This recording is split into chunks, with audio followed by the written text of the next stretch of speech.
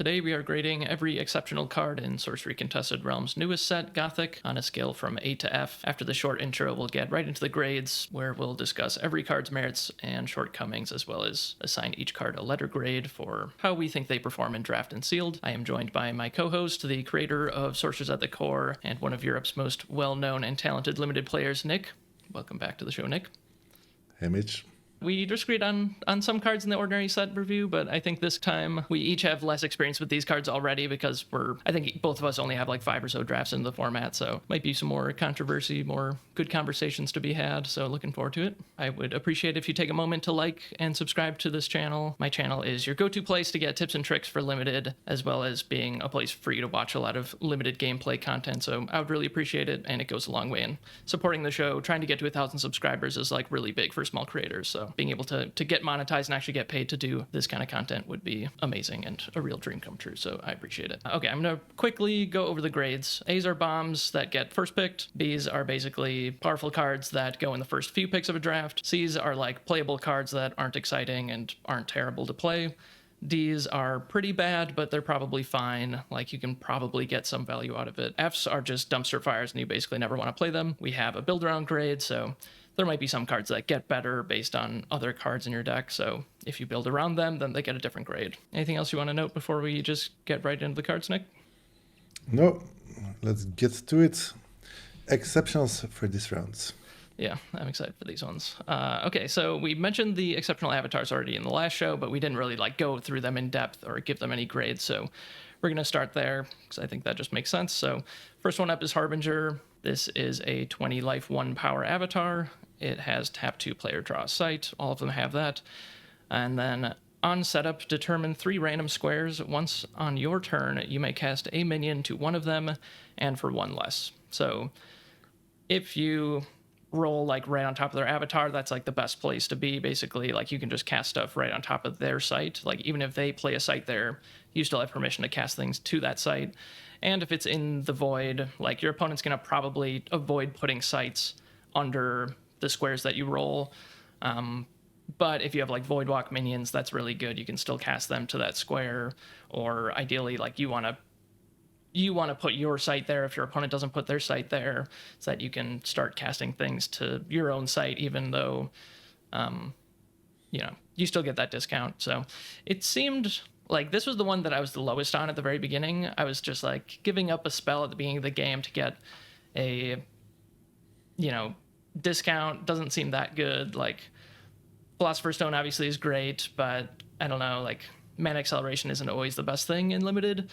But I have come up on it. Like, I thought it was just totally unplayable, but honestly, like, early on in the format, I determined, I think, like, Earth and Water are really strong. They're really deep. They have a bunch of expensive things that you want to play, and they're good at stabilizing the board. But sometimes you're just like a turn or two too late, and your opponent starts beating you down. So I think that they are all playable. Or, yeah, I'm going to give Harbinger like a B, actually. Like, I think it can be good. You don't just put it in any deck. I think you want to have a high curve. Ideally, you want to be in Earth Water with some Void Walk stuff. But yeah, I think it's like a B or like a build around A, maybe, if you check all of those boxes. Where do you put it? Funnily enough, I also landed on a B.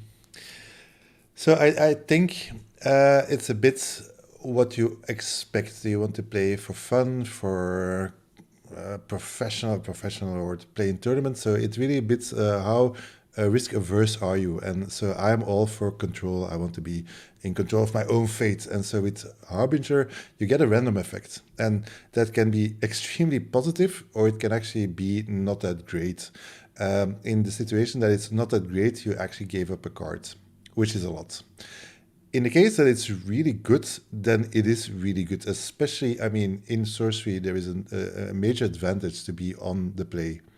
And if then you are on the lucky side of Harbinger, it is really a lot. If you are on his side or the side before, then it's really plus, and you can really stomp your opponent. You can really overrun him. So Harbinger, I think if you have, with the 3 chances you have, there's a lot of chance that it's okay. And then it depends a bit on, is it worth the card? Yes, no. I guess it is, and that's why it's a B. I think Harbinger is actually a good avatar. And you can be very lucky, but you can also be unlucky. And that is compensated by the amount of void walks you have. And Gothic has a lot of void walks, and there are many good void walks. So, yeah, it's a cool card. It's not for me. Yeah, I don't think I would always play Spell Springer over Harbinger, I think. But I think also that's probably more often wrong than right.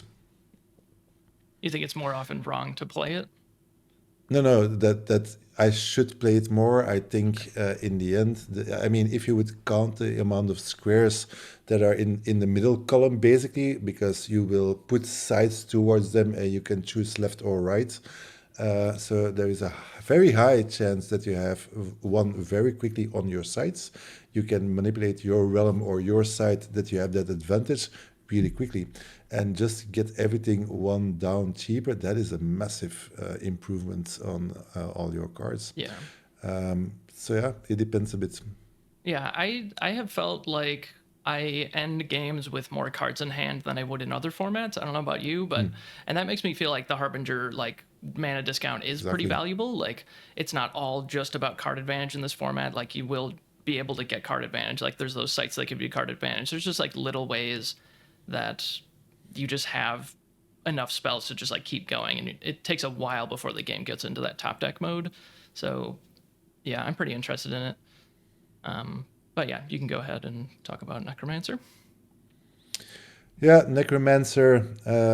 He's the guy that churns out skeleton tokens, one a turf for one mana. Yeah, I guess people have played with Necromancer, see him in action. If you own any of the precons, you play with all these decks. Necromancer is very strong. So how I played, so basically I forced myself to really create a skeleton token every turn, and it really starts to ramp up. And so you get more and more, and we are in a set that there's a lot of cards that actually facilitate blowing up, sacrificing minions, etc. Even giving lethal to a skeleton and take out a 5-powered minion.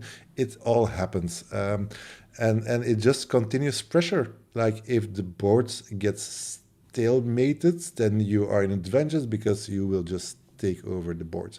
And it's just 3 foot soldiers or skeletons in this case. So I landed on Necromancer on an A minus. I think it's one of the most dominant and also fun to play avatars that you have.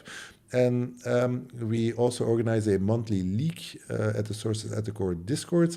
And we also give an extra challenge. And in the sealed league this month, everybody could play with any of the Gothic avatars, so any, also the elite and the uniques, and actually like 90% played the Necromancer because it is just that powerful. So A minus.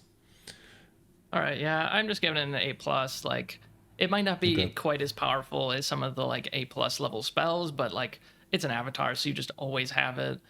And there's no chance that you just don't draw your A plus in this case. Like, yeah, so I'm basically just always gonna take it. And yeah, it's really cool. Like, there's tons of fun build arounds you can do. You can do like the skeleton build arounds. You can do some evil build arounds, or you can just have like you said, lethal and just like pump your whole team kind of build arounds. Like, there's just so many cool things that you can do with it, and it's just good in every element. Like, it's just 1 power minions for free. So, yeah, can't complain about that.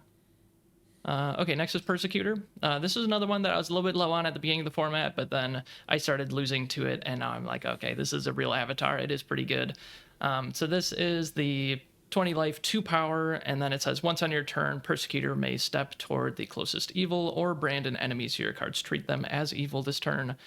So to note, like that branding effect does not knock off wards because it just changes how your cards see them. It doesn't actually change the minion type on the card. So it doesn't break wards, it doesn't target, but there's some cards like I don't know, like what is a card we're gonna read soon is Bind Evil. It has to target an evil minion. There's other things that you just turn your opponent's thing into evil and then it gets a little bit of a buff. But mostly, I almost never see someone actually do that. Usually, you're just using the free movement effect. So if you play evil in your deck, then you're going to be able to move this guy for free. So he just takes a free step, like I don't know, whenever he wants, basically. Like, you can, like, my experience with this is, like, it basically just reads, you can take 1 free step per turn. Like, you can pretty much move in the direction you want to move, and you can do this every single turn because there's so much evil in play. And that is just really powerful. Like, you never, with Battle Mage, you have to build around it, and you have to get some way to move your Battle Mage onto their squares. This guy just does it on his own. So that is quite powerful. I'm also going to give this a B and like a build around A. I think if you're in like Fire Air is the fastest deck. So this in Fire Air aggro is just really powerful, like especially if a low curve and you can play like 4 sites out and then just start beating down. It's pretty good. And there's also like little things that you can build around it. So I like this card a lot. What's your experience with it? Yeah, I gave it a B plus, and it was actually the first avatar I tested, and I was just surprised by how powerful it is. And I think the comparison with Battle Mage is pretty good, because with Battle Mage you have like the setup phase where you tap, play your sides, and then once you're settled in, then you start the movements part, charge in, and then it gets going. But Persecutor, it it does it at the same time. I mean, the moment that you say now I'm ready, you're basically in front of the other avatar. And you most of the time are in his side of the realm, which means that any 2-part minion that he plays, you can just kill for free, basically. Or at least you have the option to do so, because the guy has 2 power. So that means that you can just have the option to kill his minions and just use your mana to just put more pressure on the board, giving you a more advantage. Yeah, I think, yeah, Persecutor, it's fun to play. It's not that easy, I think. And then if you have skeleton tokens, you can actually trade for 3-part minions, etc. So it gives you a lot of tempo. So yeah, I think it's really good. Also for constructed, Persecutor is quite strong. Yeah, I like that he has this like police cap on, because I think of him as like policing the format. Like, you can't play just Earth Water, all expensive stuff, because Persecutor is going to come and get you. It's really funny. Yeah. Next one, Savior. He is the avatar that gives Ward for 1 mana. And of course, Ward is not meant for evil. So you have to be careful for this. Yeah, for me, Savior is highest on the ranking, so that's why I have the Necromancer at A minus. I give Savior an A. In comparison with all the avatars, I don't think it's the A plus, so that's why it's an A. But I think Savior in itself is some kind of bomb. I think having the potential to give wards to anything in your deck for that 1+, that is insane. The only thing for me is like it's more a late game mechanic. So you just have to get there. So for me, I always want to ward everything that I can. So of course, when doing draft, when playing limited, we talked about the lethal rats having 1 mana, 2 mana for 1 lethal ward. Super annoying to deal with. But then after a while, after the interactions, if my 3/3 always starts with ward and yours doesn't, that is so problematic. So it's like you really have to survive to get there, but then the power over the ward just takes over. So that's why I always try to have enough anti-ward cards, and they do exist, but it's really important to be able to control ward, or with Murder of Crows, so massive effects that can really remove 1, 2, 3 wards to have a chance, because otherwise you will just lose to Savior. Where do you stand? Yeah, I'm gonna give it an A minus, but like a build around A plus. Like, I think this one is more powerful than Necromancer if you build around it correctly. And yeah, of course, we've said it before, but 50% of all minions in Gothic are evil. But in Earth, only about 30% of those minions are actually evil. So the ideal situation is your Earth plus another element, and then you should have about 55-60% of all your minions on average should be not evil and able to be warded. And then, like you said, you want some of those 1-drops that can have wards on them. So there's a bunch of 1 mana, 2 power, like, mortals that you can put a ward on, and then yeah, the rats are really good. Just some way for you to be able to play something on turn 1 or turn 2 to actually buy yourself some time, and yeah, I think you'll be really happy with the result. I'm kind of curious where you are right now. I know there was some conversation early on when Gothic was released about these 4 avatars and why they are exceptional. Because I ran a poll on the US side, and I think like almost everyone said like these should be elite, but let's leave them for now. Like we're not gonna mess with the packs or anything right now. Where do you land on them right now? Do you think they're okay at exceptional, or do you think it's kind of problematic and they should be elite? I truly believe in the power of the meta. If they are exceptional, you just have to deal with it.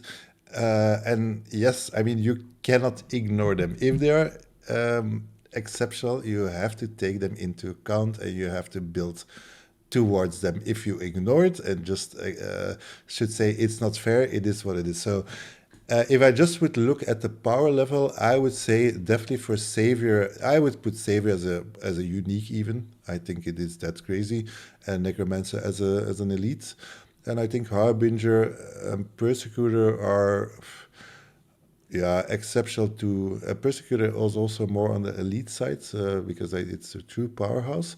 But I think just what happened is that they wanted to have precons and they really wanted to give a good experience. And like if I compare to the beta precons, after 8 or 5 games, you've seen everything. Also, there the avatars are fun to play with, but here they really punch harder, I think. So it makes it better, the precons, and I think that's why they are put as an exceptional level. And I also have the impression, like when I open a box, that I think you get a copy, one of each exactly, more or less. So I guess there's some ideas behind that. Yeah, I will say that I was very worried about this. Like my first impression was like, why did they do this? I don't understand. Like this is really problematic. Someone's gonna get a necromancer in every pod and they're just gonna win.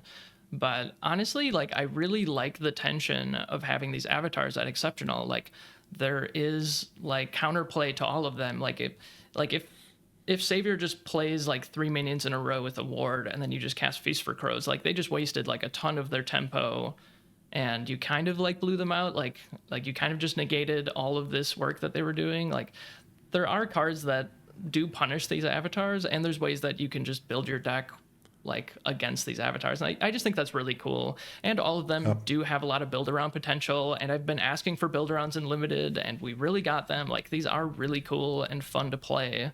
So even if it makes the drafts experience like a little bit unbalanced because sometimes someone's just gonna get lucky and open a first pick Savior, like I think that is worth it for the play experience of seeing these avatars more often. Like I think they're actually pretty cool. I'm not really wanting to move them up to elite or unique, to be honest. Yeah, I think I tend to agree. I mean, I think Gothic came out, and after one day, everybody was shouting about Savior and Necromancer and how unfair. And there is, of course, a little bit of truth to that. They are very powerful, but we like to play with powerful stuff also. And as we discussed also in the ordinary review, you really have a lot of cards that can deal with them. But you really have to prioritize them and put them in your deck. Yeah. And to note, I think these are like the 4 best avatars in the whole set. I think that's what they were meaning to do. Like they just took the 4 best avatars for limited and they made them exceptional specifically for us who are drafting the set to have that experience of having sweet build around. So I think they kind of nailed it. I think, it's a little unbalanced, but it's totally fine and fun. So that's what really matters. Do you mean you haven't found the Realm Eater Blink Teleport combo deck yet? No. No.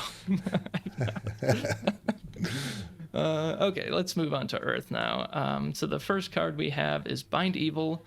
This is 1 mana, 1 Earth threshold for an exceptional magic. Disable target nearby evil minion until an adjacent spellcaster taps to release it. So, the way that I'm thinking about this card is like I really want to disable something that's like 3 steps away from their avatar, ideally, or like if they have another spellcaster in play, and then like they have to give up a ton of tempo in order to actually unlock their minion, and then at that point it's basically like you just killed a minion for 1 mana.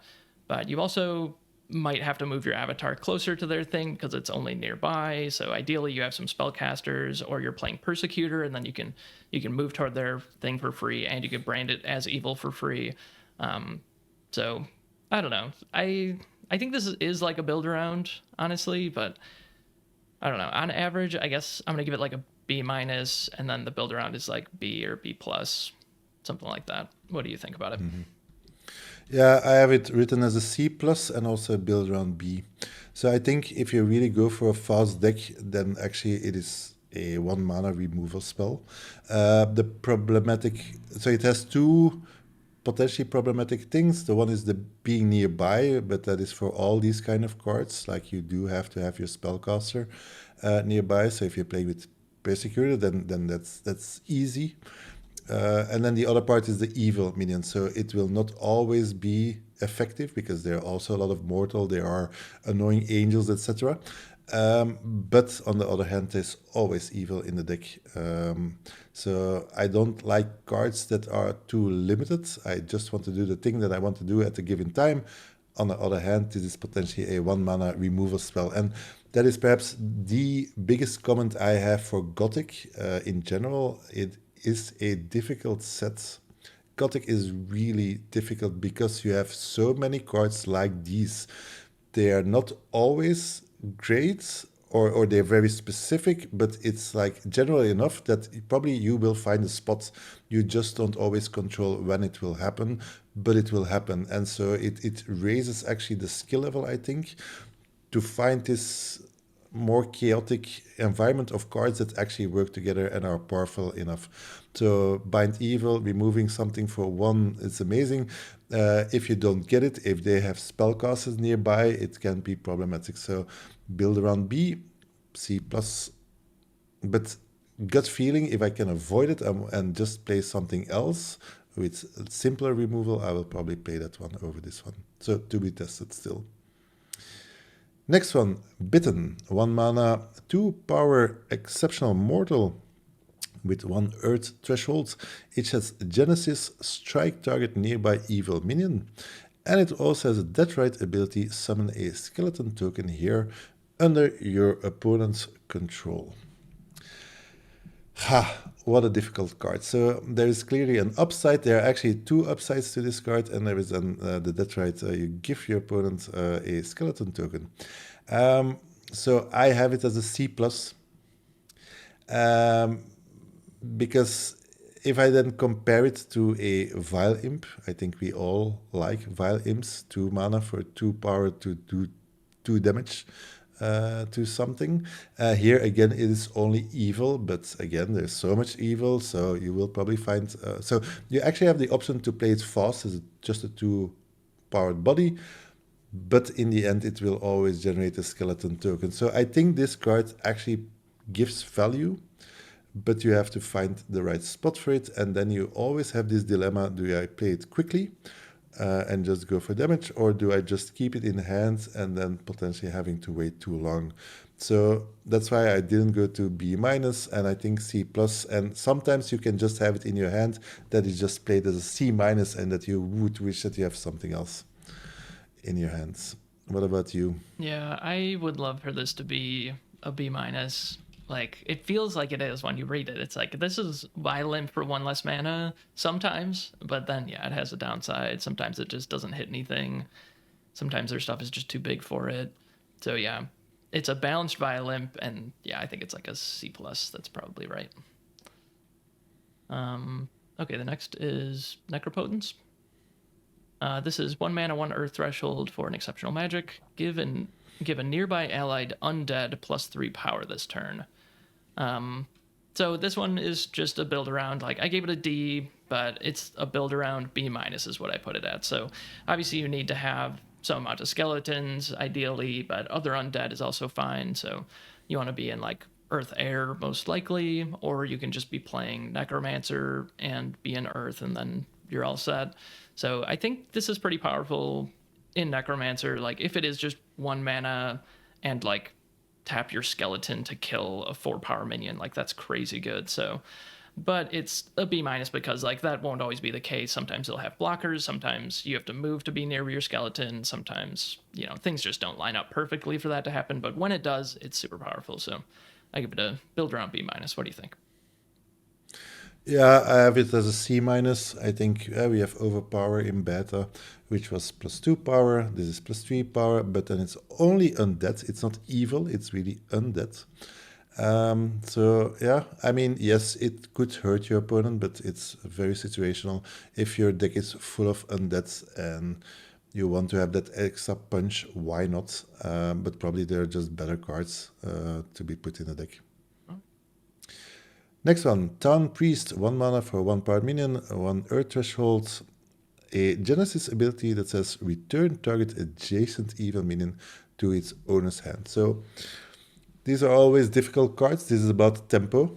Returning something to hands can be really annoying for your opponent and put him on the back foot, gaining tempo and overpowering him.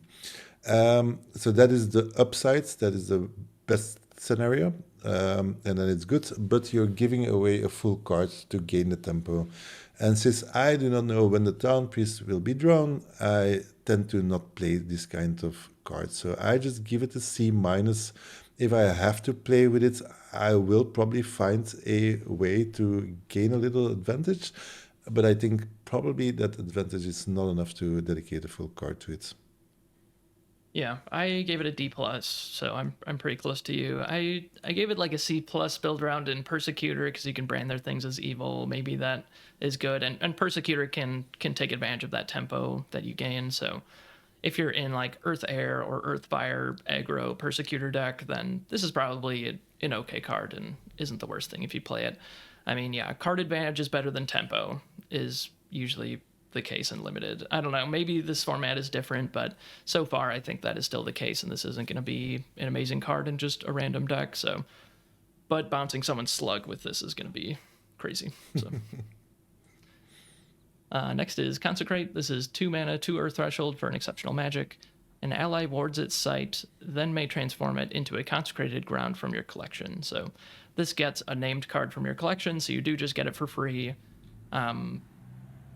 So assuming you're warding your own site with this, you get to turn it into the exceptional Earth site. We'll read it later, but it says that it's an Earth site that says evil has no power here, so evil has 0 power. Which I guess is okay in like Persecutor, but that's not really going to be that important because it's only until end of turn. So you could like turn things into evil and then kill them, I guess. But this is just 2 mana, ward your site, and then transform your site.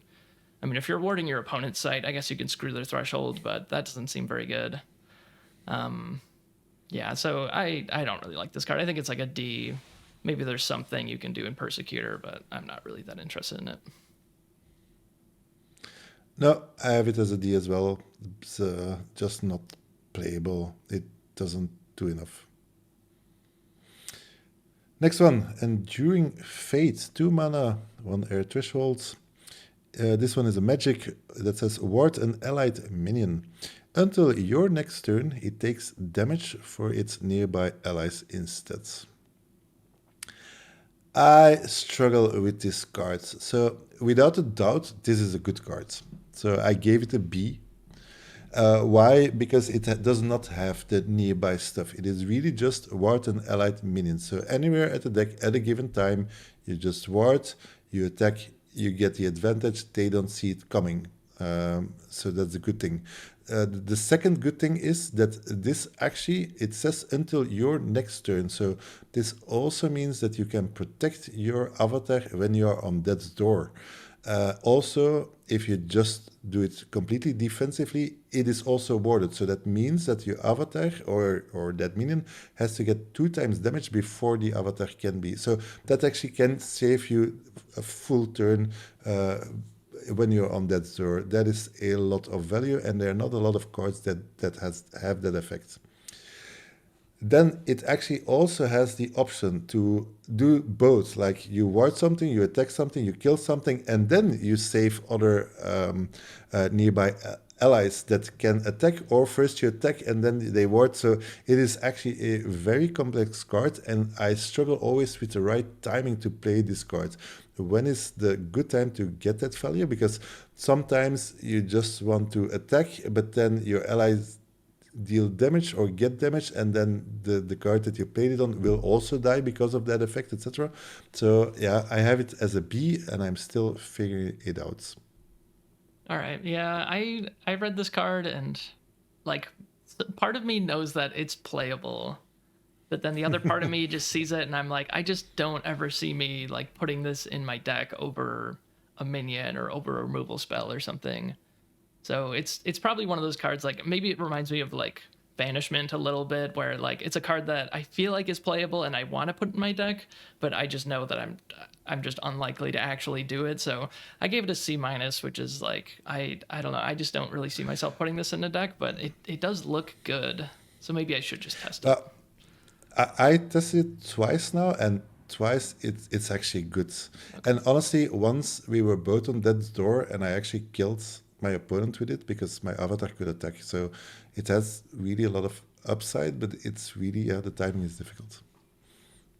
All right, we'll leave it there. Next is Exhume. This is 2 mana, 1 Earth Threshold for a magic. It says unburrow everything at target land site and summon 2 skeleton tokens there.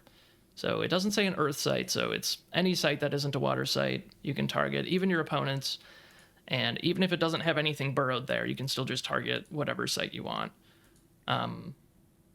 So as a baseline, it's just 2 mana, target any site in the realm, basically, and you get 2 skeletons there, which I'm not that excited about. Like, 2 mana for 2 skeletons and a card. Like, I just don't really like skeletons that much that I would want to just put this card in my deck for that. So I think, like, maybe there's some potential that you could build around this. Like, if you have Entombed, I think that's the only thing that is summoned burrowed, right? So Entombed is the 2 mana 3 power thing that has to be summoned burrowed. I guess if you play that on turn 2 and then you play this and unburrow it and then you can attack with it, then it's a little bit better than that, but I still have a hard time wanting to put this in my deck. Like, how many Entombed would you need to put this in a deck? I guess there's some like elites and uniques that like when they die they come back burrowed or something, so maybe you can combo with that stuff. But yeah, I'm giving it a C minus. I'm just not that into 2 mana for 2 skeletons. Yeah, I had the same. I have it as a C because of what you said. If you can combine it with Entombed, then actually it can be strong and fast, but still it's just 2 skeletons. Next one, Grave Digger, 2 mana for 2 part, 1 Earth Threshold, exceptional mortal Genesis, burrow target adjacent undead. So also here undead, very important. So if I just looked at ordinaries and exceptionals, there are actually 24 undead minions. So that is quite a lot. Now, 2 of those 24 have burrowing. So those, I mean, you can burrow them, but they will not die. So that is 22 ordinary and exceptional minions. That is quite a lot. So Gravedigger and that effect is very good if you can use it. So often I do play with Gravedigger, and often it's just there in my hand and just waiting. So it's always a choice. It's just a vanilla 2, power 2 drop, and then it's okay. And if you want to wait, you probably will get value because there's so many undeads. But I also have it that my opponent is playing with water and then it's not doing anything. So I just gave it a C+. Potentially it is a little bit more. But yeah, there's always that waiting time, which makes it a difficult card in my opinion. Yeah, I also landed on C+, and yeah, 18% of minions at ordinary or exceptional are undead, which is a decent amount, I guess. Like it's enough that this isn't busted, but it is playable, and like you're gonna get crazy value out of it sometimes. But your best hits are Zombie Horde and Zombie Bruiser. If you can manage to kill one of those with this, then it's pretty busted. But on average, I agree, it's like a C+. Kissers of Wounds. This is 2 mana for a 2 power mortal. It's exceptional. It has 1 Earth Threshold, and then it has Genesis. Ward a wounded minion nearby, or you heal 2. So basically, there's no way that this doesn't do something. Heal 2 life, or ward something. Like wounded minions though, like it's pretty hard to have a wounded minion that isn't evil and is nearby this when you play it. And yeah, I don't know. I feel like that's it'll happen sometimes and it'll be great, but I don't really believe that's going to happen that often. So I don't know. I'm going to give it a C+, but it's probably closer to a C. What do you think? I just have it as a C. I think this is not an amazing card. So the text is quite amazing, but in reality, it never does anything. Warding a wounded minion. So how does that go? So I just attacked with my 3-part minion, killed your 2-part minion because you let me, and then I can ward it. That never happens. So I have to play a Flayer to deal 1 damage to all my minions, and then I have an extra 2 mana to ward my minion. Yeah. So that's 6 mana, I guess a and this desert. card is probably in my hand. A desert, yeah, that is probably the easiest. Um, and then the heal too. When I played this card, I'm always at 20 life. Yeah. Like it's also a non-effect. So now I actually think this is a trap. I think it's just bad. I think any of other 2-part minions are just better than Kisses of Wounds. And also the person who created this concept, Kisses of Wounds, like what the hell? Anyway, Gothic, right? Next one. Crawl Morlocks. 3 mana for 3-part minion, 2 Earth Thresholds, an exceptional giant with Burrowing and Voidwalk. So I love all these 3-part minions with all these effects. Burrowing is not that impressive to me. And Voidwalk is okay-ish. I mean, there are some reasons why to go Voidwalk. Still, I think Voidwalk is still overrated, so I just land on C plus for Crawl Murlocs because of the double thresholds. And just as a general rule, I give just because there's so many 3-part minions, like good 3-part minions, I just give a C plus basically. So it's a good card. We'll always play with it, but more often than not, it will just be a 3 mana 3-part minion for 2 thresholds. Yeah, I also land on C plus. I almost even bumped it down to C, but it has 2 keywords. That's probably worth giving it a C plus. And then in Harbinger, it gets a little bump up to B minus, I think, because if you can play this for 2 mana, like that's pretty powerful. But it does have 2 Earth Threshold, so again, you might not even be playing this on turn 2. But if you play like, maybe it allows you to double spell at some point. But yeah, I think Harbinger just wants a bunch of Voidwalk things when it can get them. Okay, next is Intrepid Hero. This is 3 mana, 1 Earth Threshold for a 3 power exceptional mortal, and it has lethal to evil. So it has the lethal keyword, but only if it's hitting an evil minion. And like we said, 50% of minions are evil, and none of them have wards on them, so it's really gonna matter, and it's gonna kill whatever it hits. So I give that a B minus. I mean, I think it is enough upside that I'm willing to bump it up just a little bit more. Yeah, I have it the same B minus because I mean lethal is just amazing, and evil there's so much of it. So how can this not be good? Now the reality is that actually it's only good when it's evil more than 3 power, because otherwise it is just trading, and then it's a bit less impressive. But yeah, there are 5 parts evil, and they will have to run away. So it's also not that you will be able to fight; they will just run away.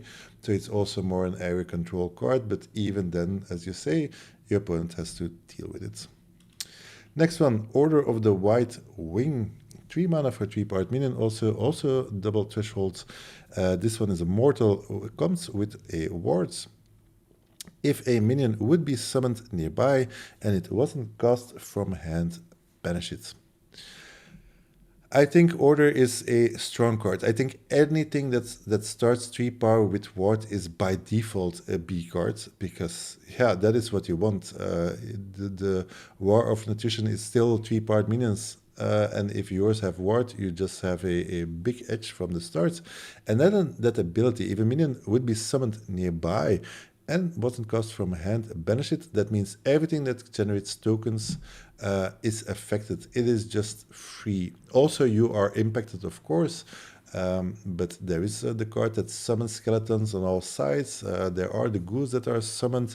So it is just free and annoying, and you can organize your boards, and you probably do not feel the effect that much. But your opponent does. So yeah, I have it as a B. Okay, yeah, I gave it a B plus, but yeah, it totally hoses Necromancer, any of the like pay mana to sack a skeleton and return this to the field. Those guys die. Yeah, casting things from your collection, that just doesn't work anymore. So there's a lot of things in Gothic that this really does interact with in a very meaningful way. And yeah, just 3 mana, 3 power ward is great. Next is Rowdy Boys. This is 3 mana, 1 Earth Threshold for a 3 power exceptional mortal, and it untaps after striking undead. So pretty sweet. We have some anti-undead tech. I have seen this guy untap. It seems really good. I think often when you attack like a skeleton or something and untap with it, unless you have something like a free attack, like I would probably usually just leave him untapped on my opponent's turn and just block with it. Obviously, it depends on the situation, but just remember that you can do that. Like, you don't have to attack with this, untap, and then attack again, because then you might just not even be getting that much value out of that second attack. And then, yeah, this guy's just great on offense, great on defense.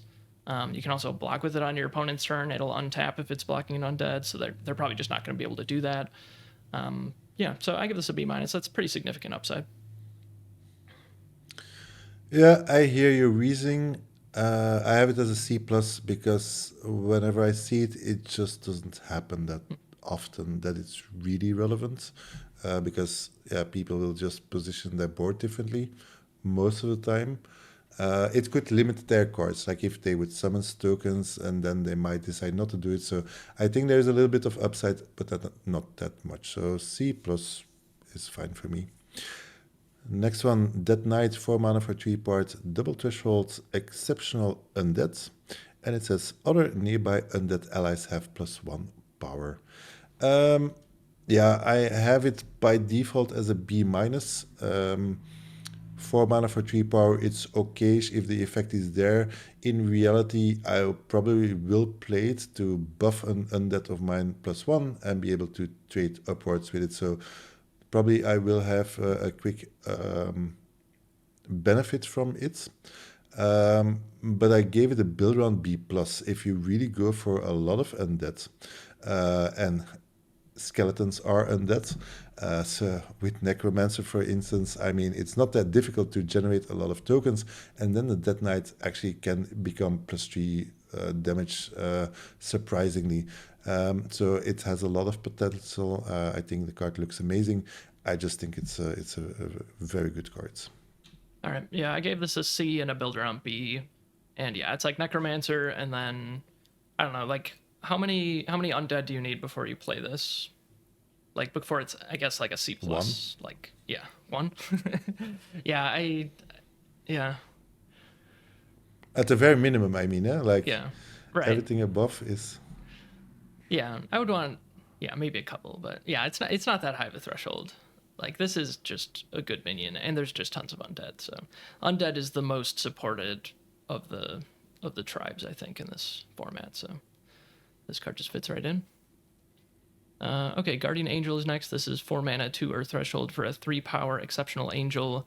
It has Airborne, and it has Genesis. Fly to a weaker allied minion to ward it. So it can only ward 2 power or 1 power minions, which isn't that exciting to me, but it is just on a fine body. Like, it is just a 3 power airborne minion, so I'm still going to give it a B-. I'm probably not going to like wait around in order to make sure I get to ward something. I guess you also get some free movement maybe if that happens, but yeah, I just give it a B-. What do you think? I have it as a B for all the reasons you said. I think 3 power airborne is just a good card for 4. That's a bit standard. Be able to ward something is very good, but actually be able to fly somewhere out of the blue can actually be an extra. I mean, I had it that I had my opponent on death's door. I was on his side on the last row. You cast a Guardian Angel, and suddenly you have an extra attacker that is there and that warded something. It doesn't happen, but it's not that difficult to really place something somewhere and that you get free movement to somewhere near the battlefield and add a blocker to the battlefield. So yeah, I think B for me. Next one, Holy Nova, 4 mana for a exceptional magic. Double threshold, and it reads, deal damage to each enemy at affected locations. And you have the grid by 9, 3 damage in the middle, 2 adjacent, and 1 to the corners. You may also break an allied ward to center this spell on that location instead of the caster. So, or you cast it from here with a spellcaster, or you just use any ward that you control in the realm. Holy Nova is for me an insane card. I think it is busted. I also gave it an A minus, which is crazy, I think, for an exceptional. I think it's a walking bomb. And I have done both. I have just my avatar walking somewhere and casting a Holy Nova. I mean, it's not that difficult to gain its advantage because it goes all the way. It deals with all kinds of skeleton tokens. But also the ward. This is something that people do not always expect. There are more than enough ways to ward something out of the blue as a surprise. I won games just by Holy Nova. And the crazy thing is that they introduced in Gothic cards that just says deal damage to each enemy.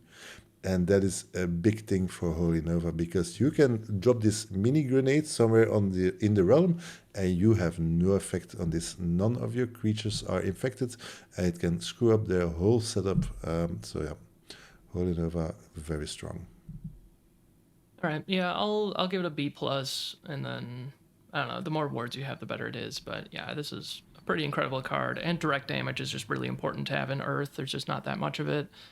Yeah, the fact that it only hits evil or only hits enemies, I mean, is very awesome. So definitely love this card.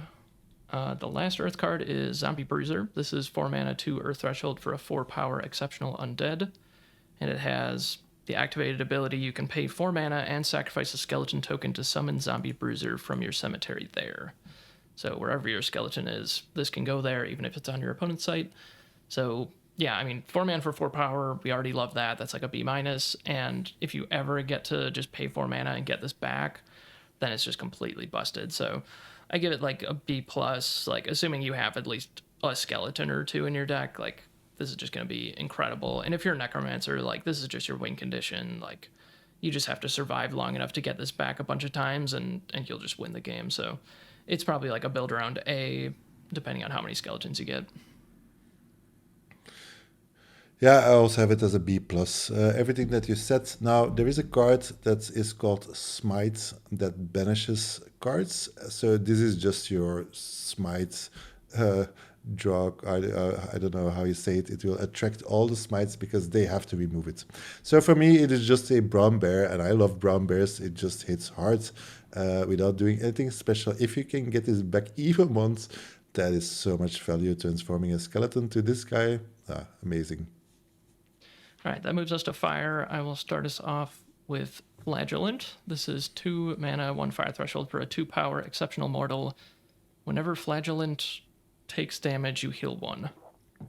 So maybe there's some like mini combos. Like I think like Bullwhip is a card that you can like deal 1 damage to a minion nearby. Like you could just ping this for 1 every turn, but most of the time it's just gonna be 2 mana, 2 power, and you're just gonna trade it off and heal 1. And it's gonna be like just like this little cherry on top. I cannot read this card and not read flatulence. I did not know that flagellant was a real word. But here we are.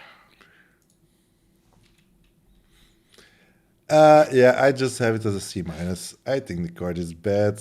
I mean, if you have to, for me it reads 2 mana, 2 power minion, gain 1 life. That's it. I gave it a C. I don't think I said, but it's fine. Yeah. Next one, Redmane Hyena, 2 mana for 2 power minion, 1 fire threshold. It is sometimes an exceptional beast because it has a Genesis ability, banish up to 3 cards from cemeteries. If any are demons, this becomes 1 and gains 2 power permanently. So I have never seen this card being a beast, perhaps once. So potentially it is 2 mana for 4 powered demon.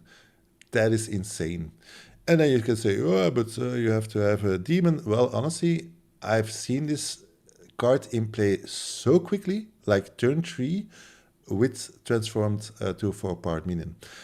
Because honestly, it is not that difficult to get demons in your cemetery. It's also both cemeteries, and it's banished to up to 3 cards. So 1 card is enough.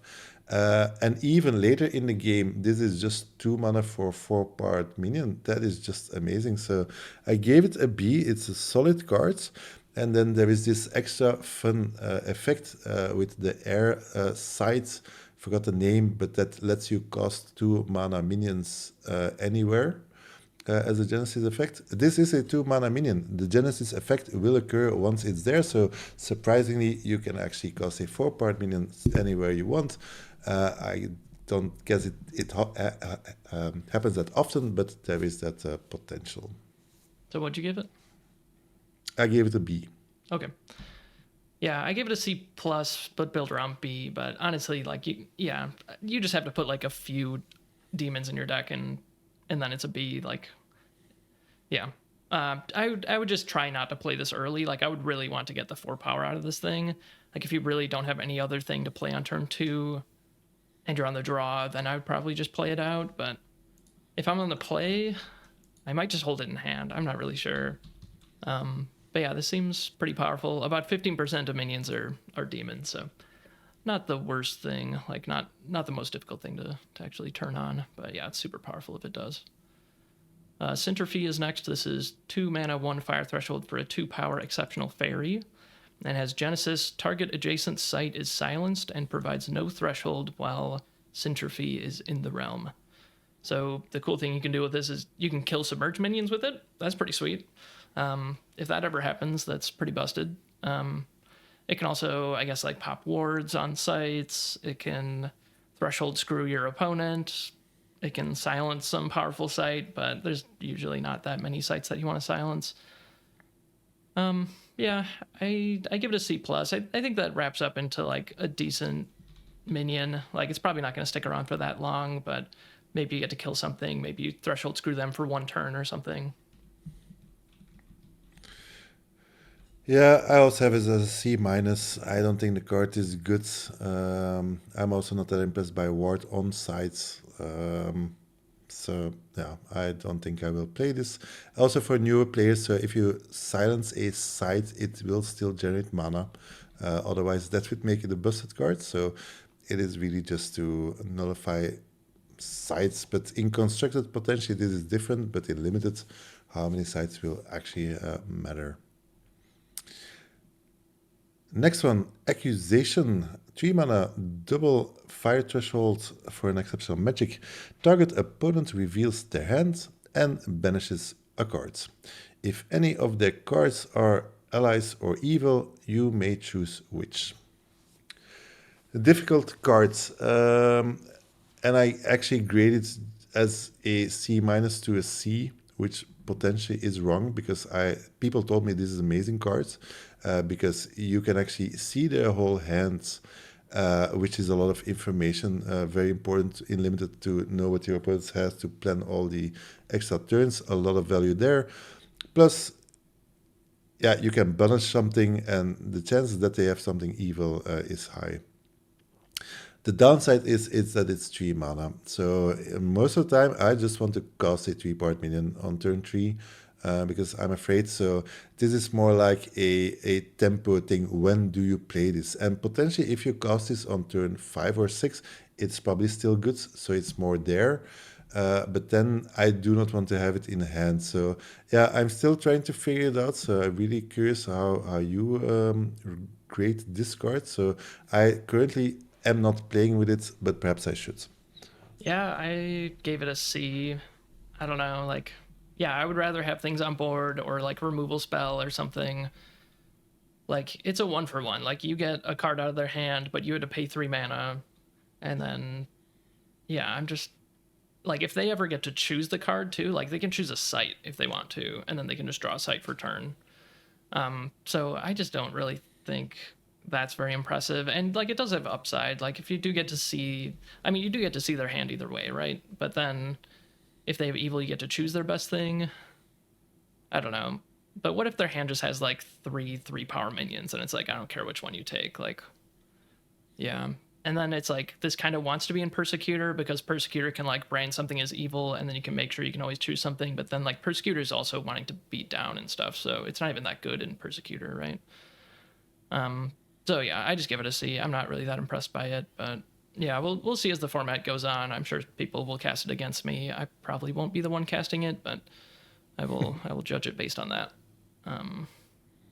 All right, Barging Barghest is next. This is 3 mana, 2 fire threshold, 3 power, exceptional monster. It has movement +1 and it has Void Walk. So this is like the Snallygaster for fire, I guess, but it also has Void Walk, so you can like cast it on their side, which I think is probably generally better to do, but also you just don't have to do that. It just has random upside. So yeah, I like this card a lot. I'm going to give it a B-. Movement +1 is really powerful, especially on a 3 power body. So yeah, nothing to complain about. Yep, I 100% agree. Also added at B-. Very good cards. Movement, super important. Next one, Begone. 3 mana, 2 fire threshold for exceptional magic. Banish an evil minion anywhere in the realm. This is your very straightforward removal spell. There will be evil and those will be good minions. Yeah, I don't mind having 2 Begons in my deck. I just gave it a solid B.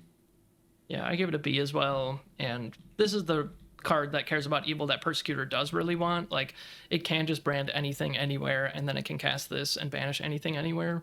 So yeah, that's super powerful. It also gets around stealth. And yeah, it hits them in the void or underground or whatever. So yeah, super good. I like this card a lot. And yeah, the banishing matters a lot. Like, yeah. Okay, next is Corruptor Freak. This is 3 mana for 3 power, 1 fire threshold. It's an exceptional demon. At the end of your turn, deal 2 damage to this site. So if you cast it on your own site, you're going to take 2 damage at the end of your turn. If you have some kind of free movement effect, like a second wind or something, then maybe you can play it and immediately take a step onto their site. Or there's some water sites that give you free movement, stuff like that. It really just depends on how aggressive you want to be. So obviously, yeah, like the more aggro you are, the less you care about the life loss that you take. But if you ever just play this and then they play a 3 power minion and then you guys just trade, then you just paid 2 extra life for nothing. So I think that's going to happen a lot. So I'm just going to give this like a C+. Like, there is upside to it, but there's also, like, I think on average probably more downside. But if you do ever get to attack their site with it, like especially multiple turns, then it's going to be busted. So yeah, not really sure. There's some combos with it, of course. So maybe you can build around it too. What do you think? Yeah, I like your explanation. I just downgraded it from a B to a B-, because I was too much focused on the upside, because the upside is crazy actually. Yeah? Potentially this is a 3 mana, 5 deal 5 damage. But the funny thing is, like, you already took 2 damage, so the first 2 extra damage that you do, you already took as well. So actually you only get the effect after it has already attacked 2 times. And you start with a negative effect, so as you say, if they trade, you actually just lost something. So I guess you have to be smart when and how to play it, and then it can really hurt a lot. But if it just in the beginning, yeah, if you can pressure down your opponent, then this, of course, will push it so much harder. So yeah, to be tested. Yeah, I don't think this is an easy card when to time it correctly. But if you just play it and trade it for 3, then yeah, what are you doing? And also in fire, there's so many minions that deal damage to you that you actually have to be mindful of this and be a bit careful how much damage you take yourself. Next one, Harpian Urge. I don't know if that's correct, but 3 mana, 1 fire, exceptional magic. It says an ally flies to target weaker minion and strikes it upon arrival. I have written down to be tested. It has a lot of potential, but there are some buts. So I like the effect. An ally flying to a weaker minion and striking it. That is like a removal effect. And you have the option to cast a minion and then cast it, but then it costs 3 mana, so that's a lot. So if you want to put down a 3-powered minion and you need at least 3 power to be able to attack something weaker, more is better. But being able to fly somewhere and having that effect, so yeah, I have it as a C. I think probably it will not work out as you think it will work out, and it costs a lot even if you can use it. but there is a surprise element to it. So yeah, it has a lot of potential. If you know what you're doing, it's probably better. So I don't know. What about you, Mitch? Yeah, like I think you have a lot of good points. I gave it a B, but yeah, there is some downside. Like, yeah, if you don't have big minions, like unfortunately, Earth, sorry, Fire, I think has only 3 power minions at ordinary, so that's a pretty big downside. So you really do need to pair this with probably Earth or Water, and then as long as you have like 3 or 4 minions that are like 4+ power, then this is gonna be really good.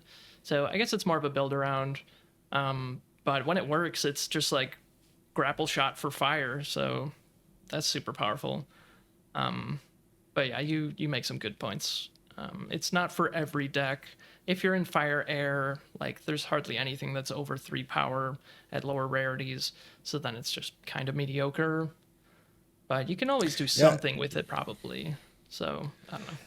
yeah, it's so crazy because it could also completely blow out your opponent if you can fly your 4 part minion to a 3 part minion of his next to another 3 part minion.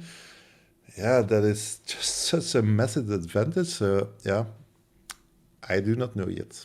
All right. So you give it a B. Yeah, I Okay, give it that's a B. Yeah. good to know. Okay. The next one is Kamisine Mummy. 3 mana, 1 fire threshold for a 3 power exceptional undead. It has burrowing, and whenever this unit unburrows, you may trigger the genesis of a nearby desert. So we do have 3 deserts actually, which is a cursed desert, which breaks wards. We have the bloom that fixes your threshold. Neither of those are really that impressive, and they're gonna see it coming. Like the breaking wards one, like they're just gonna move their stuff away from it probably. And then vast desert is cool, I guess, but also like they're gonna see that one coming too. I guess unless you like play this burrowed and then you can play a desert next to it and then unburrow it. I guess that's kind of cute.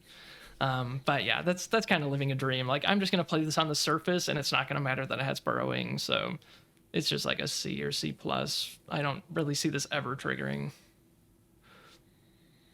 Yeah, what you said, I'll have it as a C. C plus. It's a 3 part minion, easy to cast, and that's it. Next one, Searing Truth, 3 mana, double fire threshold, exceptional magic.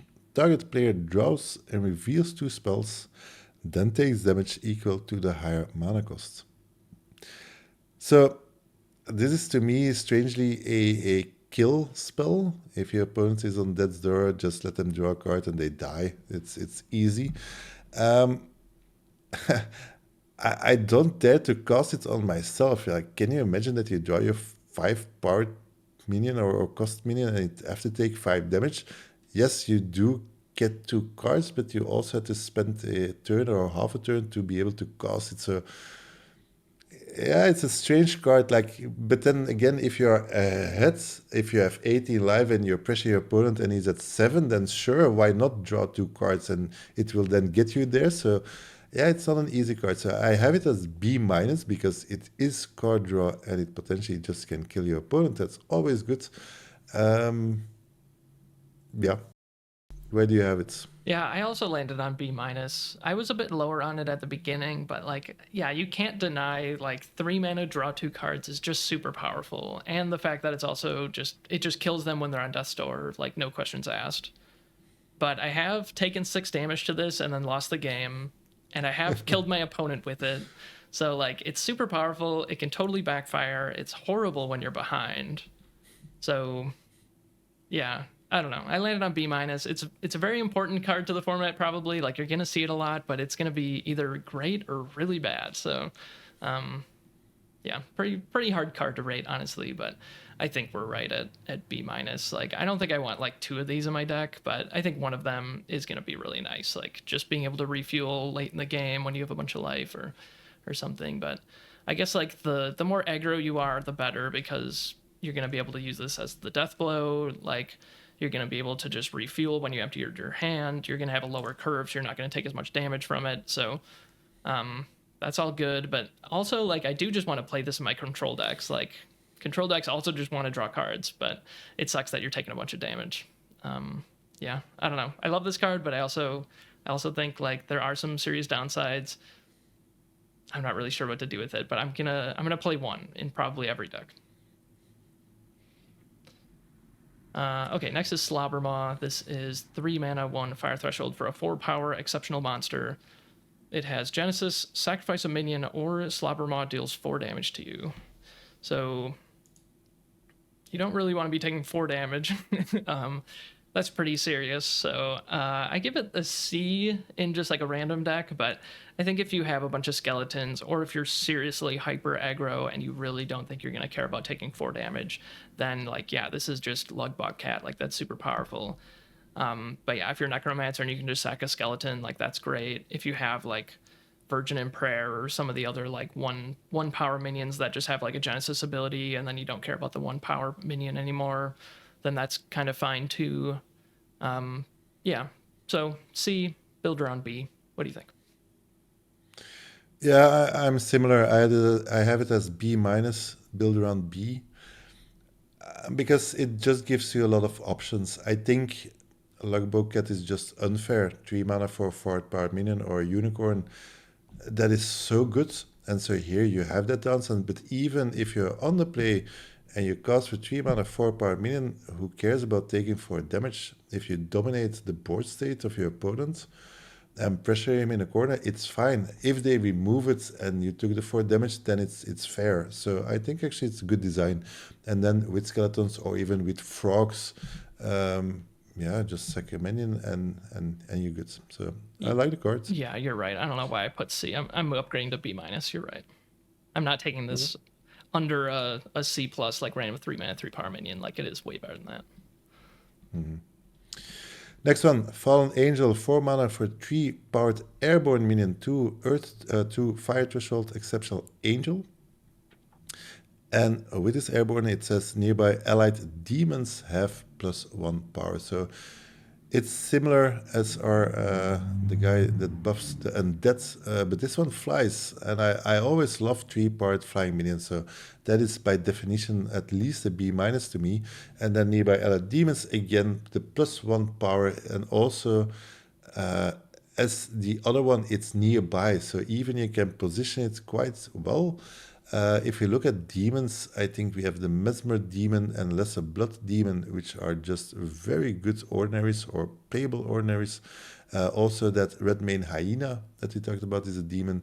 The Corruptor, the Dreadwing, so the Flare, Hellhounds, these things really hit the battlefield all the time, and being able to give them a little push. So I have it as a B.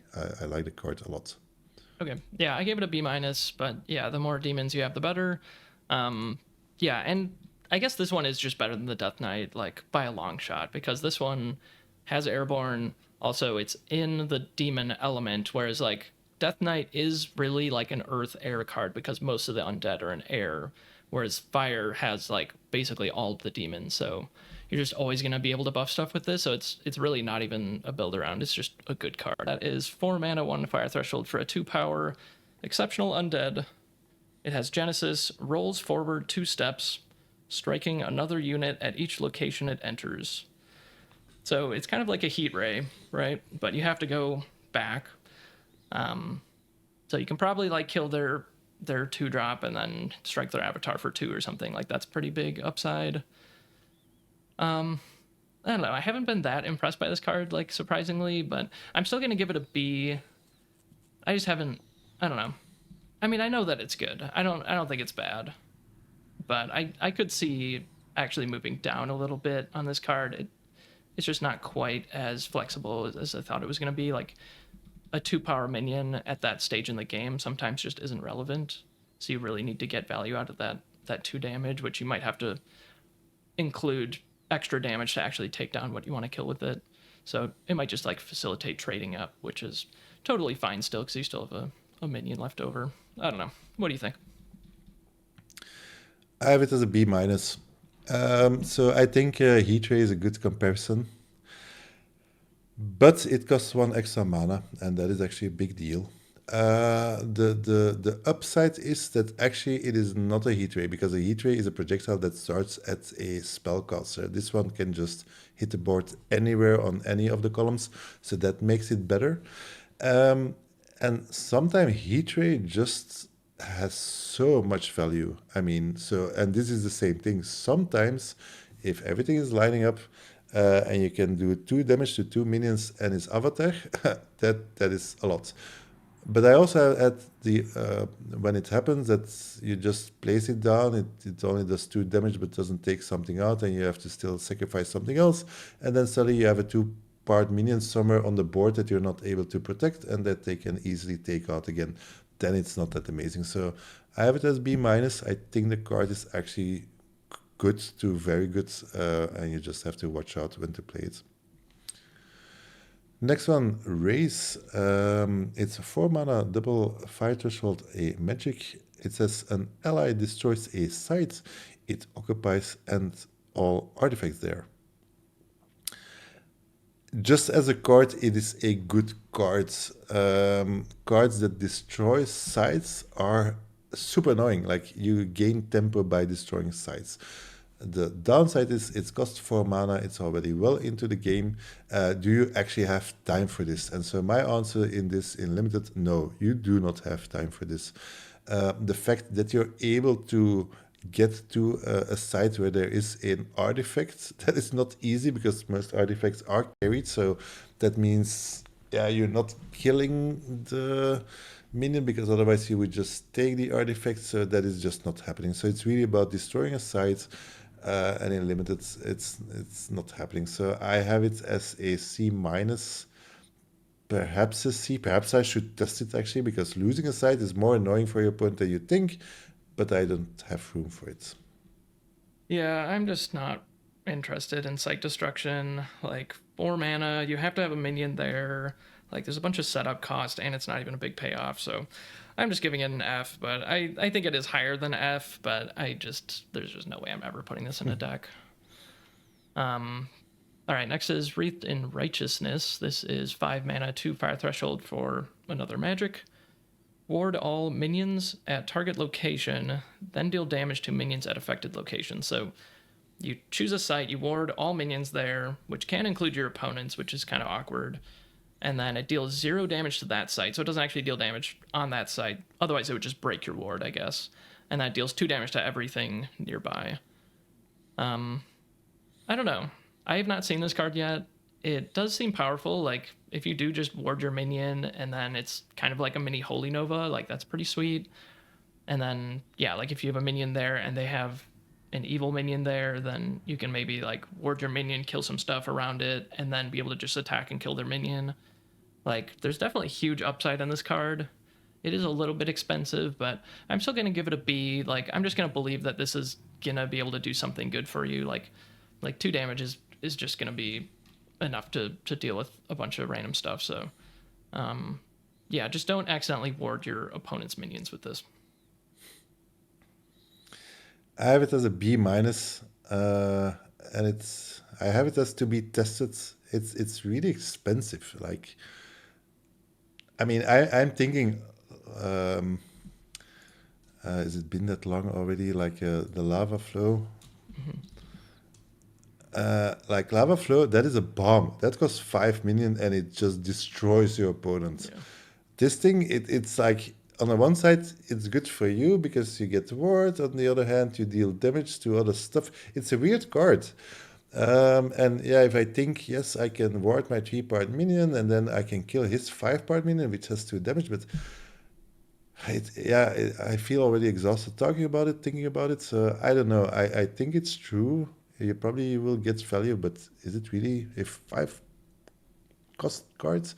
So I have my doubts. So I have it listed currently as a B minus, but I could see it dropping down to C minus, just unplayable actually. Yeah, I think something interesting to note is that, like, this only hits minions again. Yeah. And like, that's just been like kind of a weird theme in Fire. Why? Like, yeah, why? Like, Harpian Urge can't target an avatar. Trial by Fire can't target an avatar. So, like, they're making getting the death blow more difficult, but then they also introduce Zap and Searing Truth, which just trivialize the death blow, and you can just do it, and it doesn't matter where they are or what situation they're in. So, I don't know, that's just pretty weird. I think somewhere in my mind, in the Gothic manual, there is something that says make water the best element because we really have to in the third set and really downswing fire. And I think, and to be honest, like it's normal that fire does damage, but do you really have to have 3, 4, 5 finishes? So there, I do understand that they really try to level it, and then they added some other finishes in other colors which I like, but it's just strange as a card that something could hit just minions and not the avatar.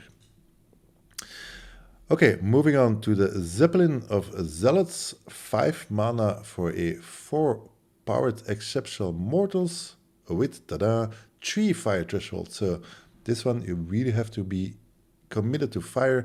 It comes with wards and airborne while warded.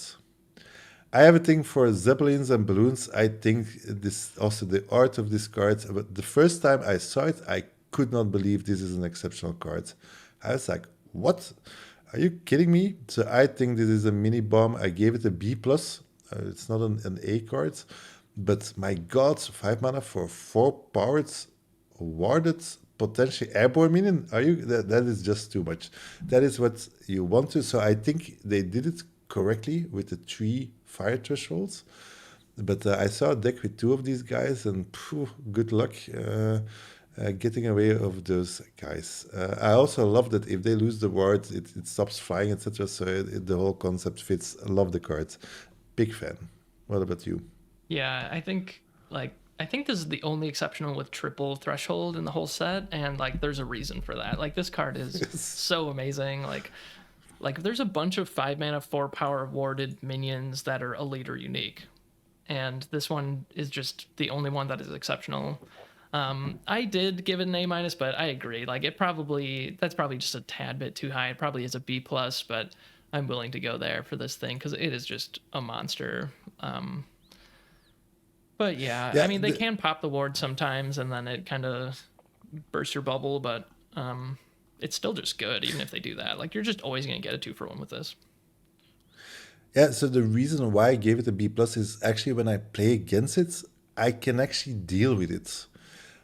I always find a way to remove the ward, and then it's just a 4 powered minion, which are annoying, but you can deal with them. So I think the balloon is, yeah, it's a well balanced card. Yeah, at least we have a good reason to go into fire at least. All right, next we are moving on to water. The first one up is Demon Hunter. This is 2 mana, 1 water threshold for a 2 power exceptional mortal. It has Genesis, kill target adjacent demon. And like I said before, I think it's like 10 to 15% of minions are demons, something like that. Your best targets for this are Undesirables, which is the Earth like 6 mana 5 power minion, and Dreadwing, which is the 5 mana 4 power minion in air. But they're mostly in fire, so I think if you're playing against fire, then it's more worth it to like hold this in hand. If you're playing against other elements, like there's really not that many of them in the other elements, even though like earth and air do have the best targets for them. So it's a little bit awkward. I would this is very much like the Gravedigger though. Like it's pretty similar. I think there's less minions that it hits. But yeah, it is just unconditional removal against a specific minion type. So I think it's a C plus. I just gave it the same as Gravedigger. Yeah, I have. It also has a C plus, but if for some reason I like this card better, which is strange because it only hits half of the minions. But when I look at the minion, Lesser Blood Demon, Mesmer Demon, which I think everybody plays, Fallen Angel, the Redmane Hyena, the Dreadwing, the Hellhounds, Flayer, like, yeah, it will probably hit always something. C plus. All right, next one, Dredge. It's a 2 power exceptional, 2 mana exceptional magic with 1 water threshold. It reads surface everything at target water sites and summon 2 skeleton tokens there. So it's basically the same thing as our friend Exhume. Here it is with water. It has the same effect with our 3-part submerged guy. So yeah, I just listed as a C. I think it's less good than Exhume because there at least you have more land sites.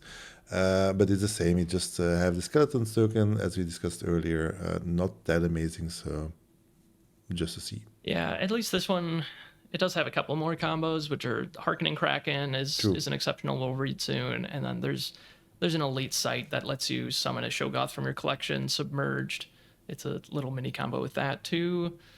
But yeah, I still think it's like a C minus. I'm just not that high on 2 mana for 2 skeletons, like I said. But honestly, if you have these sites in your deck and you have a dredge in hand, will you wait until you can have that free Shoggoth? And Maybe. maybe indeed. If I have it in hand, I'll save it, but otherwise probably not. Okay, next one is Wave of Eviction. This is 2 mana, 1 water threshold for an exceptional magic. An allied water site overflows in a cardinal direction, flooding sites there this turn and carrying away enemies 1 step at a time. So you read that and it makes no sense, right? So I had to read the FAQ on this because they definitely need an explanation. So you flood all of the sites in a direction. So you choose a water site and then you say every site in that cardinal direction also gets flooded. And then I think just like as the water flows, it just carries minions in that direction. So I guess, like, I don't know. I mean, I guess it kills, like, burrowed things. Not that there's that many of them. Are you laughing? Because I always come up with these corner cases. No, you're doing a great job. Yeah. And, yeah, I guess it's technically free movement. But it doesn't, like, push things into the void. I don't know. Yeah, it doesn't seem very good. I guess it's, like, another mini combo with those, like, submerged minions. Because you can, like, push it onto their side and then unsubmerge and attack their site. That's cool. But yeah, I'm not really high on this. I'm gonna give it a D plus. Yeah, so in every set there are these cards that I always have to read and reread. And this definitely be one of them. Every time I see it, it's like, what? So I know it is bad, but I'm always surprised how bad it is. Like, what is this effect? Like, if it's the other way around, to draw something in, but to push something away, it's like, is this a new mechanic that I don't understand? It's like, okay, I can nullify your damage because I will scare your minions away every turn. Like, that is not a thing. That is not worth a card by far. Like, does it drown it? No, it just take 1 step away. It's like, I don't get it. It's an F to me. Never ever. Anyway, next one. Winter Nymph, 2 mana for 2-power minion, 2 water threshold, exceptional spirit with stealth. Whenever another minion is summoned nearby, tap it. A very strange card. So 2 mana for 2 stealth, it's fine. It's not amazing, it's okay. This one has 2 water threshold. That is not easy. If you want to have it on turn 2, you have to have your 2 water sites. But then whenever another minion is summoned nearby, tap it. That is actually very strong. But the strange thing is that it's also for your minions. So it also backfires. So in the best case scenario, you just cast it before you. Next turn you take 1 step stealthed, so you're not attacking. And then probably all his minions that come into play are tapped, which means that it opens up your lane of attack. So it screws up their defense, right?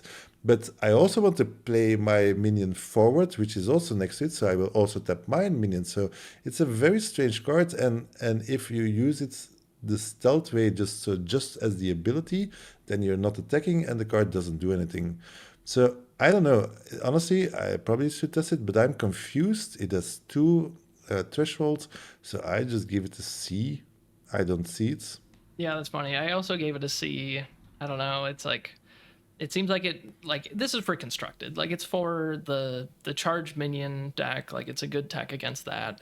But like in limited, unfortunately, like we have the 2 mana 2-power charge minion, and then we have the 5 mana 3-power charge minion, but it has movement +1, which just gets around this card anyway.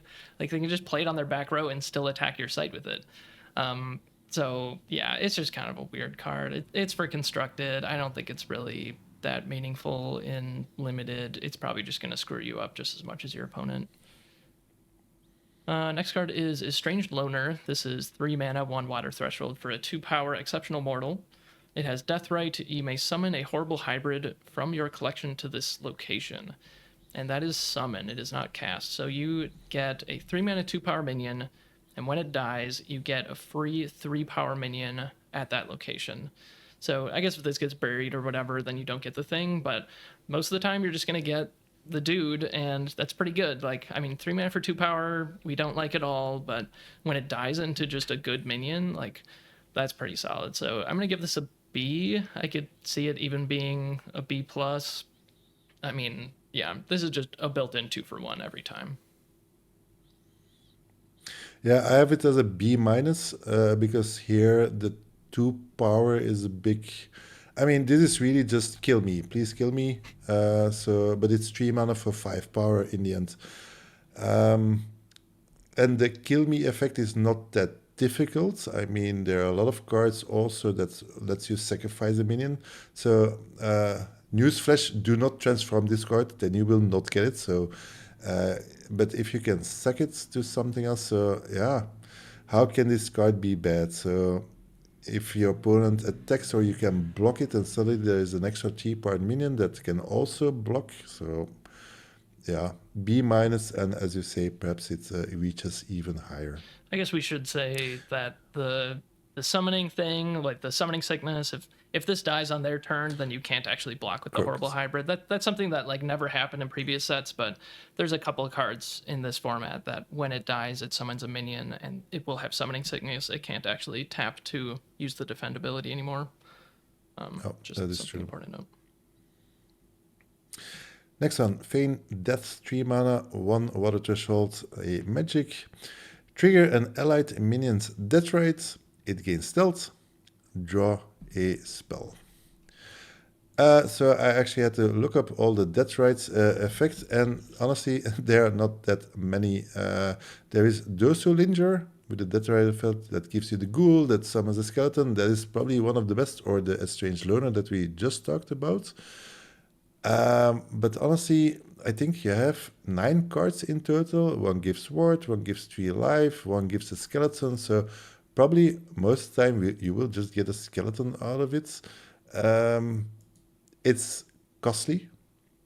So more often than not, this will just say 3 mana, draw a spell. I gave it a D. I don't think this will ever see any play. Really? I mean, it gives the thing stealth even if it doesn't trigger the Deathrite.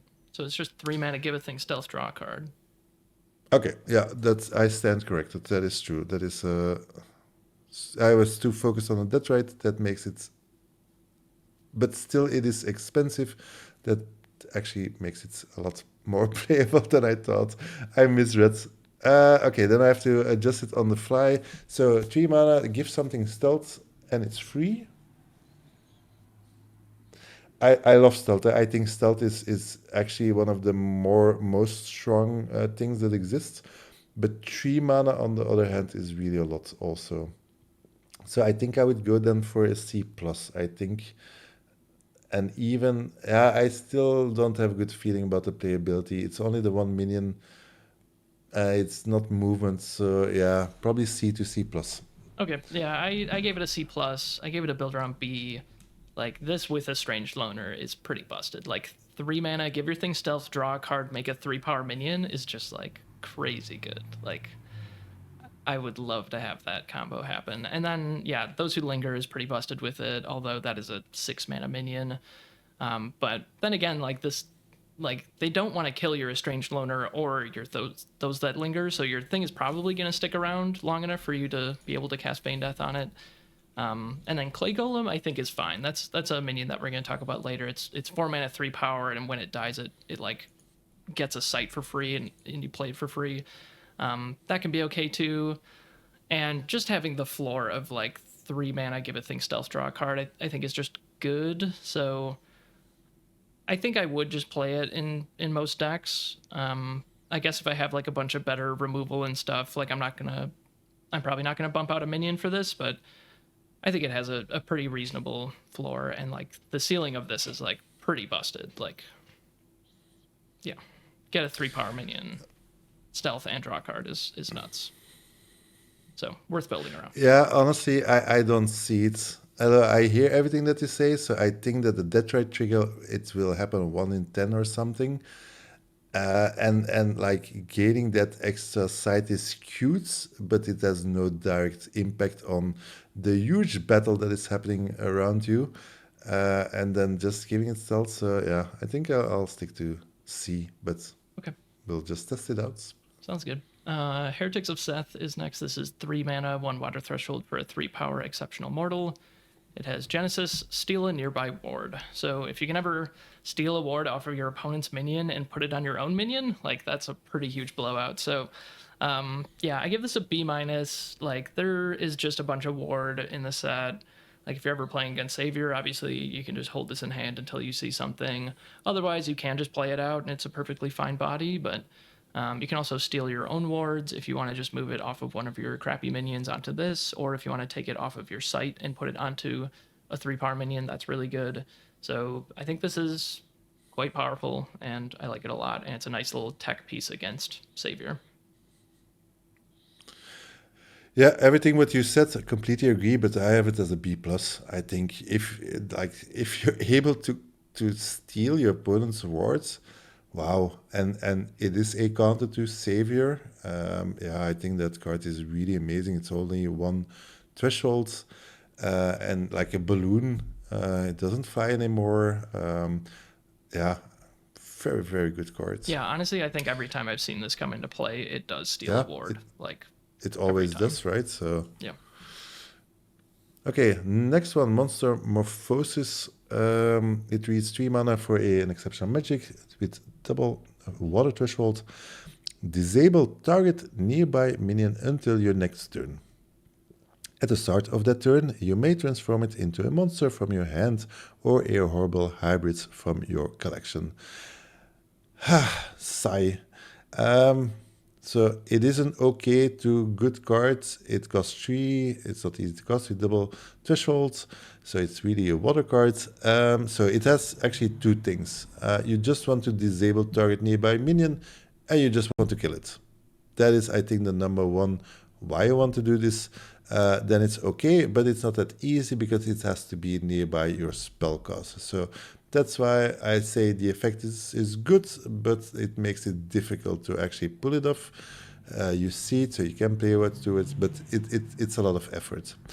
Then the second part is like you can transform something. So, or you transform something of your opponent. That is like if he has a 7th power snail that is trying to attack you and you downside to a 3-part minion, then it's fine. Still not amazing. And then probably the other way is that you have a frog that you just want to create a 3-part minion, but it has to survive, etc. So it is a lot of ifs, and honestly, I don't see it. So I just gave it a C. Perhaps it can grow into something better, but I don't feel the cards. Yeah, I want to love this card. Like, it's so cool. And like the thing that it's telling you to do is to like point this at your skeleton or your frog and then like put a Doom of Dilman into play on turn 4. But that is just not going to happen. Like, it's so risky. If you ever just point this at a real minion or even a token, you have to give up this card plus the card in hand. And if you're pointing this at a real minion, then you're giving up a card on board and this card in hand and another card in hand. So you're 3 for 1ing yourself to actually do what the card's telling you to do.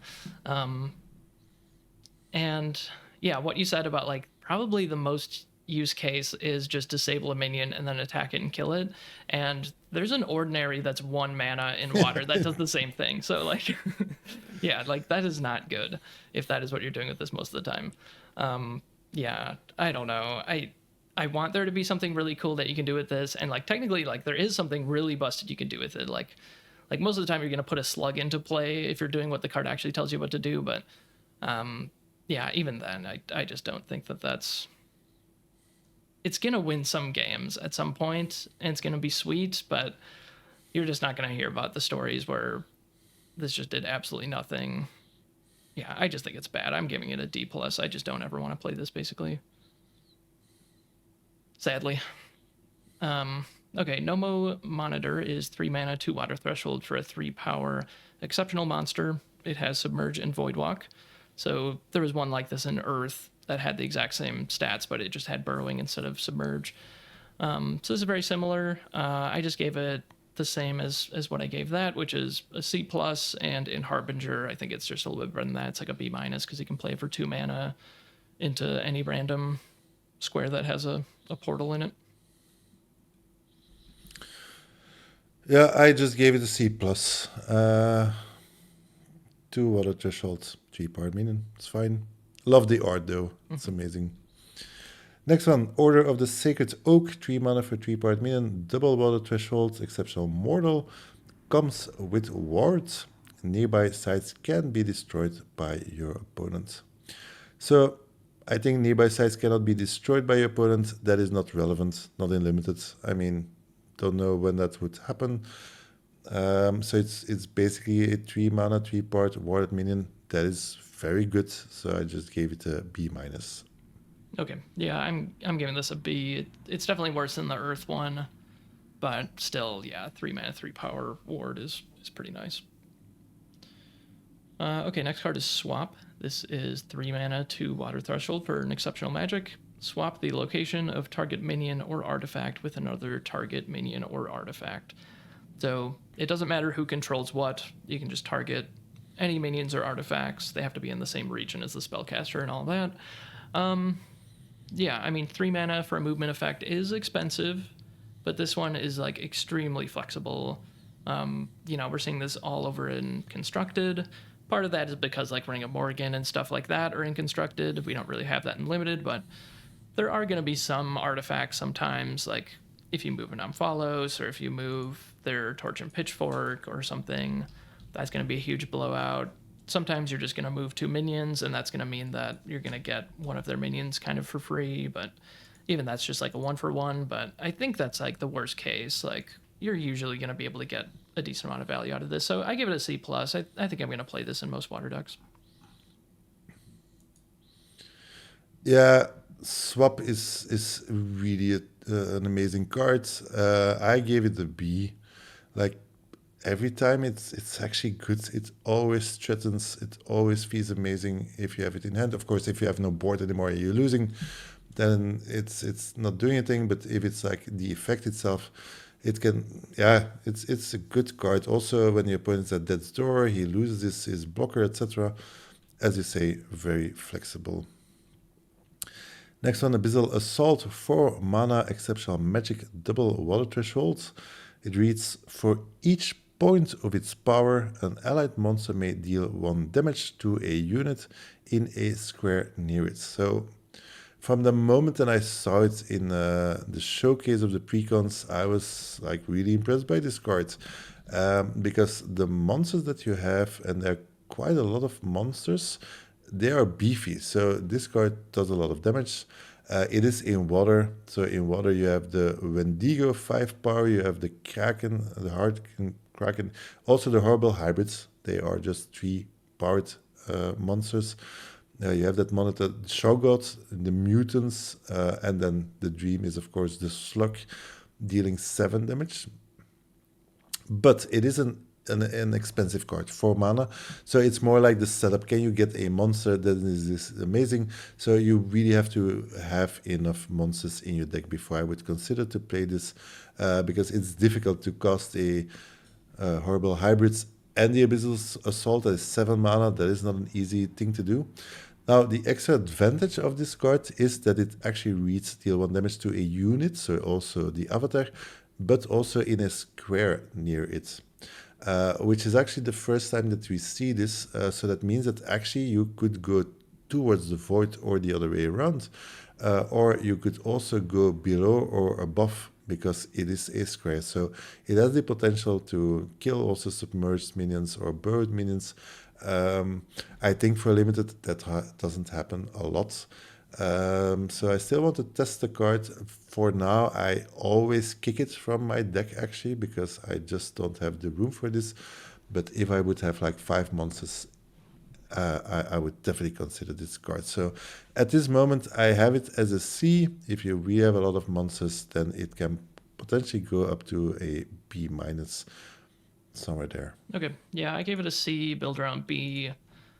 I looked, and 40% of water minions are monsters, so that's quite a bit. And yeah, you can split the damage, so it can deal, like, each power can go in a different direction. So you can just kill a bunch of different skeletons, or you can focus all of the damage at one thing and kill it. Yeah, it seems really good to me. I think I would want, like, I think my minimum is like somewhere between like 6 and 8, but I'm not really sure yet. So I guess I would tend to, like, if I have 8 monsters or something, then I would want this in my deck pretty highly. And yeah, it also gets around stealth because it doesn't target. Each damage is dealt, like, it's really weird how it's worded. It's like each power deals 1 damage, so it's like separate damage, but then they all get dealt at the same time. So there's this weird thing where, like, Panpipes of Nam actually doubles the damage, even though they all get dealt at the same time.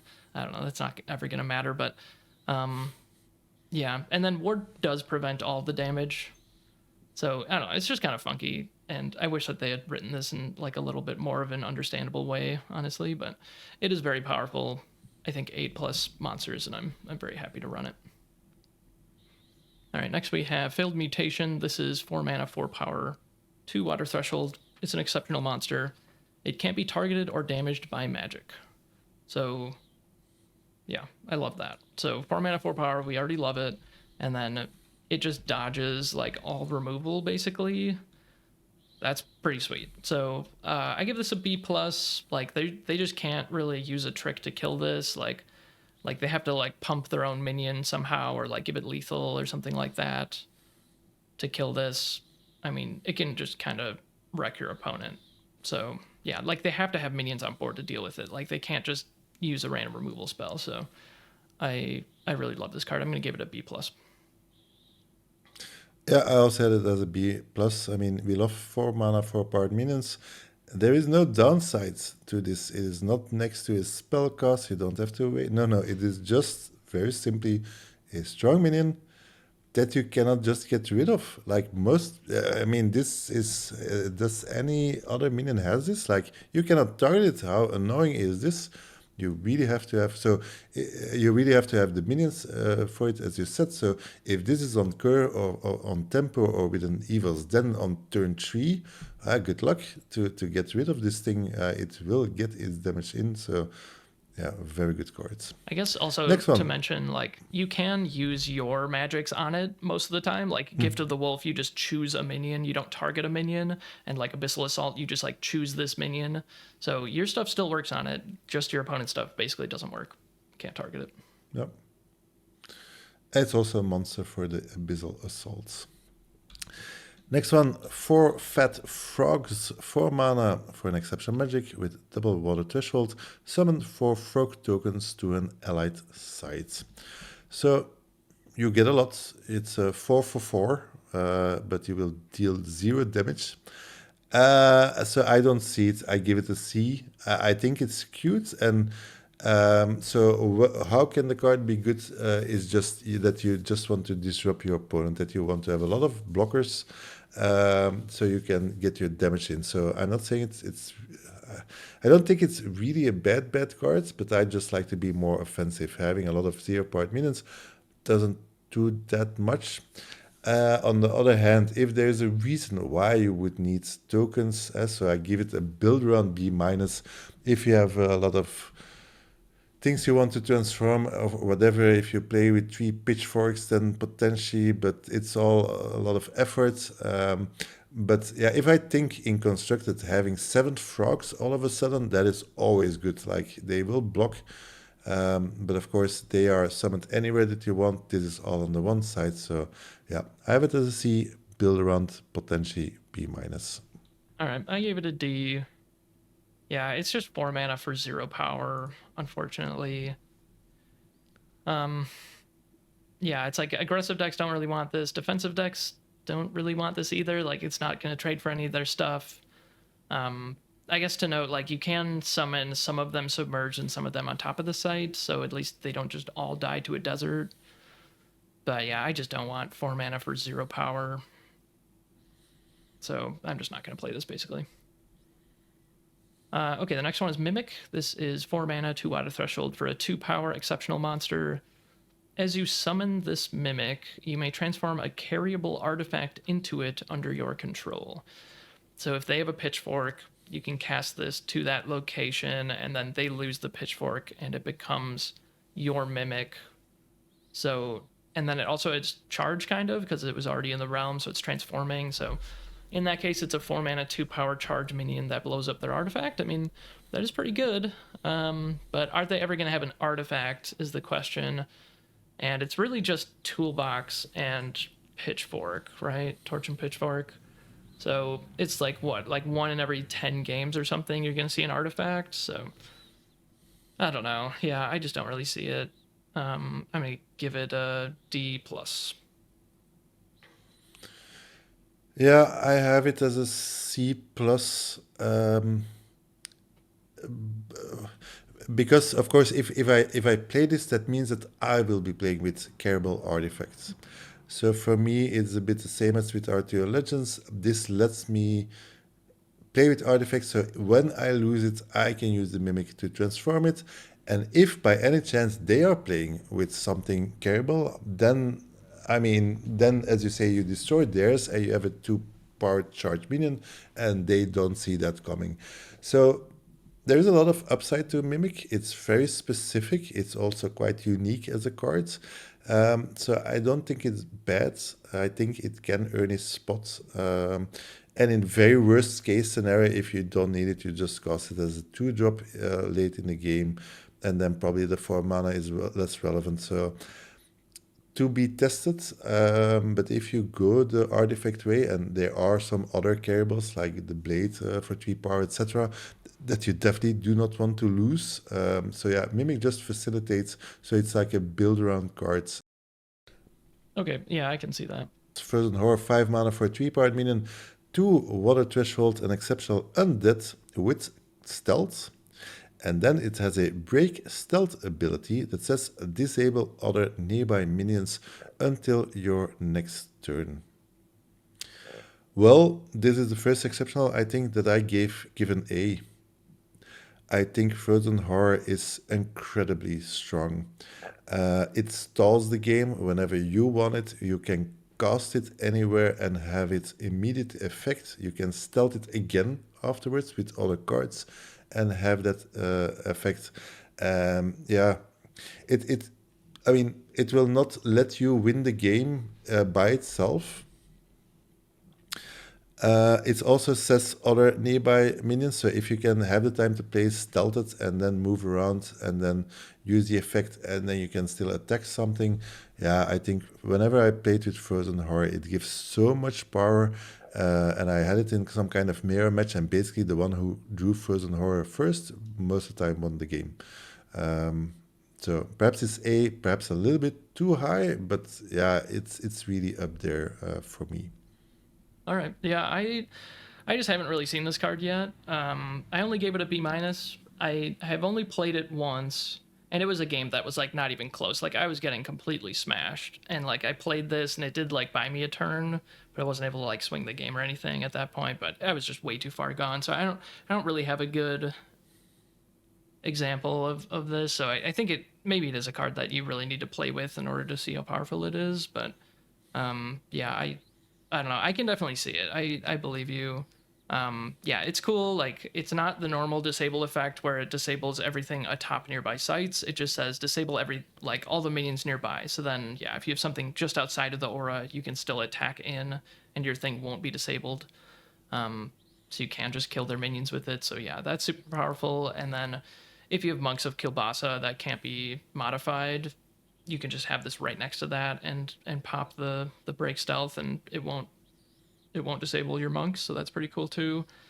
So yeah, I can see this card being a lot better than what I gave it basically. But I have it at B minus. I'll just stick with that for now. But I will have to play with it. Next is Gnarled Wendigo. This is 6 mana for 5 power. It has 1 water threshold. It's an exceptional monster. And it says, this costs 2 less to cast for each minion you sacrifice at its summoning location. So you want to have some like frogs or skeletons ideally to sacrifice to this. Like with this with necromancers just kind of busted. Like you could probably play this on like turn 3 or something, and it's gonna be crazy. Yeah, I don't know. And then like the baseline is just fine. Like 6 mana for 5 power is just good. And then there's some random 1 power minions, like I said, that just have Genesis that you're okay with sacrificing. So yeah, I think like B minus, build around B plus. Yeah, I read it as 4 mana, 5 power minion. And so I just have it as a B plus. That is how it's meant to be, I think. And that just makes it a very tough minion to deal with. Next one, Harkening Kraken, 6 mana for a 5 power minion as well. 2 water threshold exceptional monster with submerge. It says must be cost submerged and cost 1 less for each enemy in its body of water. So not the same as it is not a 4 mana 5 power minion. It could be if your opponent has 2 of his minions on your water side, but that is not easy. That is, he is then already on your side of the board, probably attacking. You are probably already a little bit behind, and then potentially you get 4 mana 5 power minion. That is fine. But then it has to be cost submerged, so even then it takes time to come above. So honestly, I don't like it. It's a powerful minion, but it's just not quick enough. It's still a big body, so I'm somewhere in C plus B minus range. Yeah, I agree. I gave it a B minus, but I could see it being lower than that. Like you are just gonna lose sometimes, and this just doesn't really stabilize you. Like I guess like the best case scenario often is that you don't get any discount on it, and it is just 6 mana 5 power submerged, because that means that you're not behind and getting beaten down. So I guess best case scenario is your opponent's playing water and their stuff is just on their side, and you still get the discounts. But that's horrible, right? 6 mana for a 5 power minion submerged, so Yeah. next turn it has to come up. And it's like, yeah. All right, that brings us to air. The first one is Bone Jumble. This is 1 mana, 1 air threshold for a 1 power exceptional undead. It has charge, and it has the activate ability, pay 1 mana, sacrifice a skeleton token, summon Bone Jumble from your cemetery there. So 1 mana, 1 power charge. I guess it's okay. And then yeah, you can get it back. Often you can like I want to, like the first time I read this I was like, there has to be some way to like, I have a bunch of skeletons and I pay 1, sacrifice a skeleton, make it into this, and then attack with it, it dies, and then like pay 1 again and do all that. But that isn't gonna really come up very often, because you have to, I guess you could move all your skeletons and then start doing that kind of thing. So maybe there's something you can do with it, but I don't know. It is still just a 1 power minion. I don't know, like that's just a pretty hard sell, even though it does have like pretty significant upside. So it's probably playable in Necromancer, but I think it's like a D plus in like just a random deck. Yeah, I have it as a C minus. I mean, it is just a ping for 1, and sometimes that is something that you actually want to do. And you probably have 2, 3 skeletons that appear somewhere, and then you have the option to reuse it. It's not amazing. So I have it more as a build round, and then I could even go to B minus, because with Necromancer, or if you really have a lot of skeletons, it actually gives it's a big upgrade to a skeleton. Skeletons cannot move and block, this one can. So for the 1 mana, all your skeletons now have the potential to also be a blocker. That is not nothing, because skeletons can be free with Necromancer. And also sometimes skeletons are spread around the board, and then the Bone Jumble is getting its value somewhere, it goes to the cemetery, and then it appears somewhere else, giving charge, dealing another point of damage somewhere, and etc. So yeah, I actually like the cards. I think it's really good as a build round. But yeah, I would never put more than 1 in a deck for sure, because it takes space of a full card. So to get that full value, you really have to put it in the right deck. Next one, Hauntless Head. 1 mana for 2 powered minion with 1 air threshold, exceptional spirits. And it is a spellcaster and it has Void Walk. It says at the start of your turn, Hauntless Head teleports to the top of a random site or void. So, of course, this is a bit of a wink to the Headless Hound, which is a 4-part body that also teleports. So this is his little brother, but not that impactful. The Headless Hound is a 4-part minion. That is, even if it just teleports to the right location, even once every 2-3 turns, it will immediately get its value. Here you have to be lucky that it doesn't teleport to somewhere that it just immediately dies. So I don't get this card. Like spellcast, there are some reasons sometimes to have a spellcaster somewhere, but not that enough. And then it's the 1 mana for 2-part minion. It's okay, but then it starts teleporting, so you cannot even think that it will actually be able to deal damage. So I just have it as a C-. I don't think I will play this card. Yeah, I also gave it a C-. I think it's probably okay in Savior. I don't know. Not even really, like, because Savior wants it to be a blocker, right? Like, it wants this to be the two mana play that blocks for you, but this like blocks for 1 turn and then it's just like off in the corner of the realm somewhere. So yeah, I think it is just kind of bad. Yeah, I guess it's free in Harbinger, but yeah, I don't know. Okay, next is Bitter Departed. This is 2 mana, 1 air threshold for a 2-power exceptional undead. It has Genesis. If an ally died last turn, may teleport to the killer to strike it. So, yeah, they eat one of your minions. I guess, like, yeah. They use their 2-power minion to eat your skeleton token, and they survive, and then you can play this and kill their 2-power minion. That's great. If their avatar just casts a removal spell and gets kill credit, then this guy can teleport to their avatar's location and strike it. That's pretty cool. It is just 2 mana for 2 power, which is, fine. I have played this and I have been able to kill minions for free with it. So it is decent amount of upside. I'm giving it a B- because, like, if you do just get to kill their 2-power minion with it, like, I had someone, I think it was like they cast Gift of the Wolf on their 2-power minion and then attacked my 3-power minion and killed it, and then I was able to just untap, cast Bitter Departed, kill their 2-power minion. Pretty sweet. Yeah, when I saw this card, I was like blown away. I was like, whoa, this is amazing. It teleports to somewhere to deal 2 damage. Like that is like a teleporting violent, more or less. And killing minions, that happens really all the time, going back and forth. So this thing will always be active. That's what I thought. So I was also in the B range, but now having played with it, it's sometimes just stuck in my hand doing nothing. Because sometimes they are just 3-part minions that are killing my stuff, and then in my turn they have healed and I deal 2 damage to it, and they're far away and I cannot deal with it. So yeah, I currently have a C+. I still want to put it in my deck because it's 2 for 2 with potential high upsides. So yeah, to be further investigated. Next one, Desecrate. 2 mana exceptional magic for 2 air threshold. An evil ally strikes its side, then may transform it into a desecrated ground from your collection.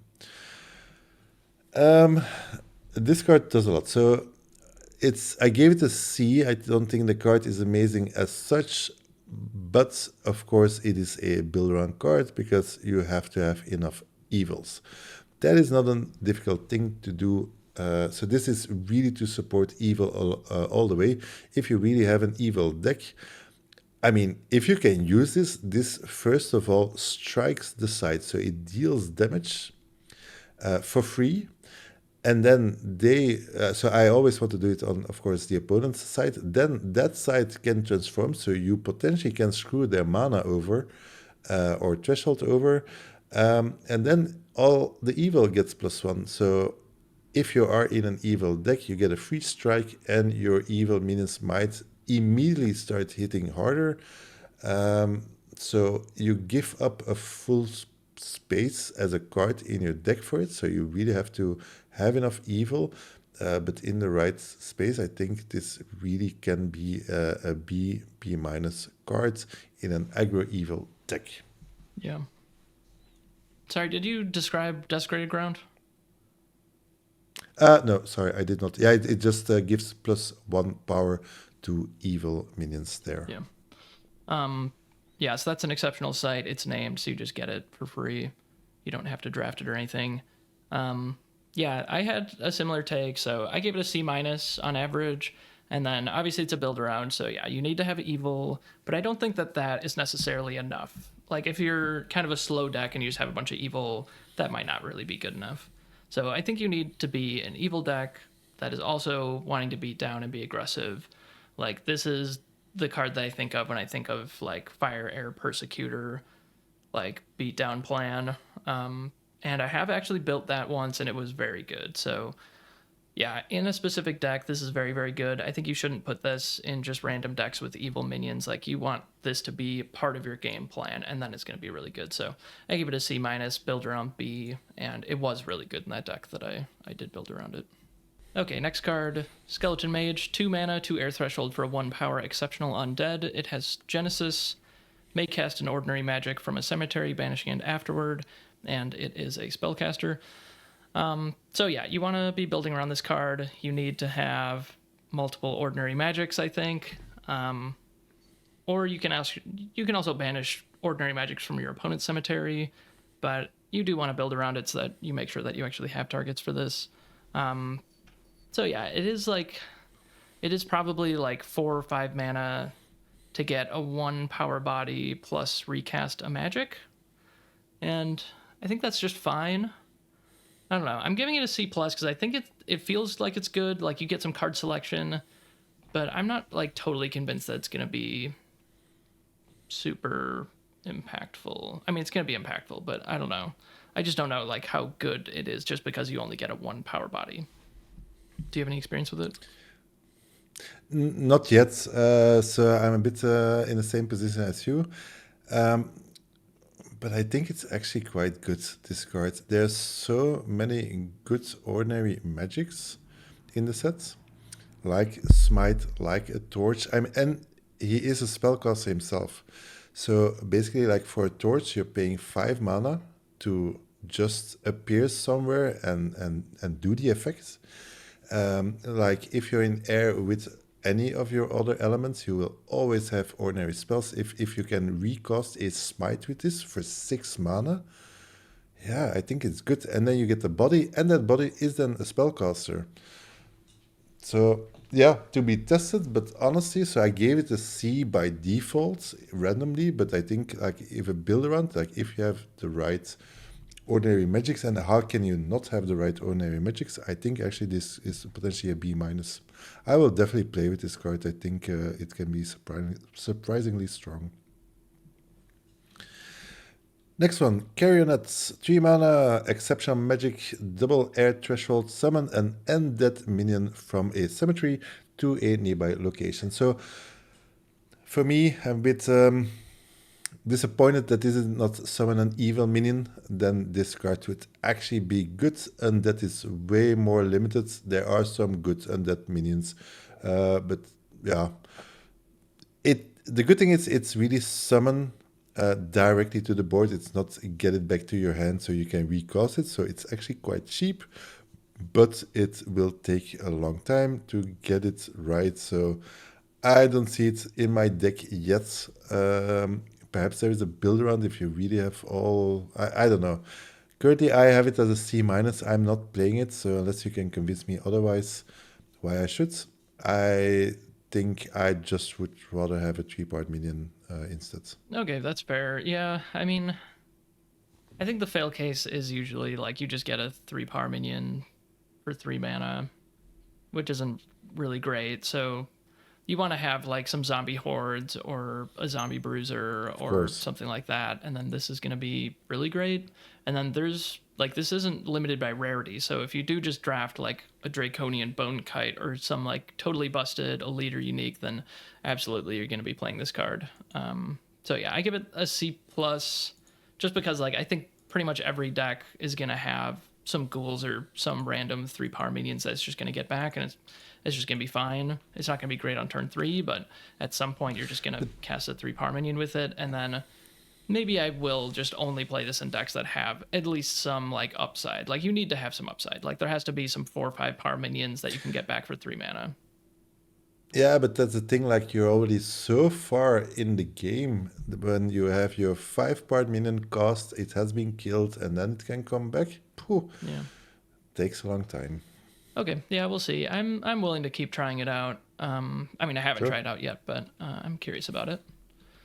Okay, and then there's Gibbous Night Gaunts. This is 3 mana, 2 air threshold for a 3-power exceptional demon. It has Airborne and Voidwalk. So 3 mana, 3-power Airborne. We love that. And then this also has Voidwalk, which is another card that like you just need to know that Voidwalk plus Airborne is kind of weird because you can't actually move diagonally when you're in the void. Airborne actually only works when you're on a site, so just be aware of that. And yeah, I mean that's just a good package, so I'm just gonna give it a B minus. Yeah, I have it as a B, potentially B minus, more correct. Basically, this is just a difficult to cast Plume Pegasus. Plume Pegasus is amazing. The Voidwalk doesn't matter that much, I think, except for Harbinger, etc. Yeah. Next one, Hollow 1, 3 mana for 4-part minion. That is very good. 1 air threshold, a Pitfall Shadow of an exceptional undead. It reads disabled until a mortal or beast dies nearby. So I've been testing this one, and I still like it. It's not always easy, but there's so many mortals, there's so many beasts that it should not be easy. So what I always want to do, I just want to cast it the moment I'm going to trade for a mortal of a beast. And that is actually not that difficult. Sometimes you just can already put it into play because you know that there are so many mortals, and I mean, you will be able to get it. But it doesn't always work. 3 mana for 4 power is good. So I currently still have it as a B minus because often it hits quite fast. I mean, in air, you have the bats that are flying that you want to trade. Those are beasts. Yeah, B minus for me. Okay, I gave it a C minus and a build around B minus. Okay. Yeah. So Earth and Air have the most amount of mortals. I guess Earth specifically, I think, has most of the mortals and beasts. So this is kind of an Earth Air card. But yeah, it also counts your opponent's stuff, and there's just going to be mortals in every deck. So yeah, you can probably turn this on at some point. So maybe it should be a little bit higher, but I'm just a little bit worried about the times that you just can't play this card, or you just play it and then they can just kill it for free or something. But maybe it'll work most of the time. Not really sure yet. Have to test it out. Yeah, so I don't just want to cast it on an empty border. That is not so. Or there should be a lot of mortals and beasts. Then it's potentially fine. But most of the time, I really just want to cast it when I know that my mortal, he just attacks something and gain value, and he accepts that my mortal will trade with this 3-part minion. Well, then you just have a free 4-part minion. But yeah, it requires a bit of work. All right, and then Kiss of Death is 3 mana, 1 air threshold for an exceptional magic. May be cast by spirits and undead. It can also be just cast by your avatar. Kill target minion here. So I think that this one is more difficult to use than it looks, although there are skeletons. So I think this is kind of a build around card. I think on average it's probably still like a C plus, like assuming that you have some number of skeletons or spirits, because I mean there's a lot in air. Like that's pretty much all the minions are spirits or undead. So yeah, I think in Necromancer it's probably like a B. Like the difficult part is like you just have to move your thing onto their site with their minion that you want to kill, and have your thing still alive, and then cast the Kiss of Death. It's just like kind of awkward to set up. So C plus, build around B. What do you think? Yeah, it's not an easy card, but most of the time you get away with it. So it requires some thinking and setup. Also still have it as a C plus. You do have like a broomstick witch, which is a spellcaster with airborne that can do the trick, but it's a bit awkward that you have to fly in and etc. Yeah, it's a removal spell for 3, C plus, and to be tested. Next one, Order of the Pale Worm, 3 mana, 3 powered minion, 2 air threshold, exceptional mortals. Nearby sites and units lose wards. That is a quite strong effect to really take away all the wards. Of course, you will not play this in your own savior deck. That would not be smart. So yeah, if you play this, that means you do not have a lot of words. And then it's only upside for there. So I just have it as a B. If you can remove 1 or 2 wards as a surprise, it's even higher. Otherwise, it's just a 3-part minion. I think it's a good card. All right, I landed on B minus, and I looked at how many wards are in each element, and strangely, like I think there's no wards in air at ordinary or exceptional, I believe. So I think there's 1 elite and 2 uniques in air that actually have ward. So yeah, this is like the most anti-ward element, which is pretty sweet. So it kind of fits in well with that theme. And then obviously Earth is the main target. They have like 18 cards with wards, and then Fire and Water have like 5 or 6. So yeah, it's a very good card, and it's like the best piece of tech against one of the best decks in the whole format. So I give it a B minus. Definitely an important card. You want to be playing this because there's just gonna be stuff with wards. Stygian Archers is next. This is 3 mana, 2 air threshold for a 3 power exceptional undead. It has ranged. And whenever Stygian Archers kills an enemy, summon a skeleton token where it died. Yeah, I like that a lot. I mean, 3 mana, 3 power ranged is like good. It's not as good as it probably looks, but there are some free movement effects. And yeah, if you combo it with any of those and you can get some free skeletons, that's pretty sweet. If they ever just have to trade a 3 power minion for this, then that's going to be good too. So I give it a B minus. Yeah, I have it as a B plus. I think this card is crazy good.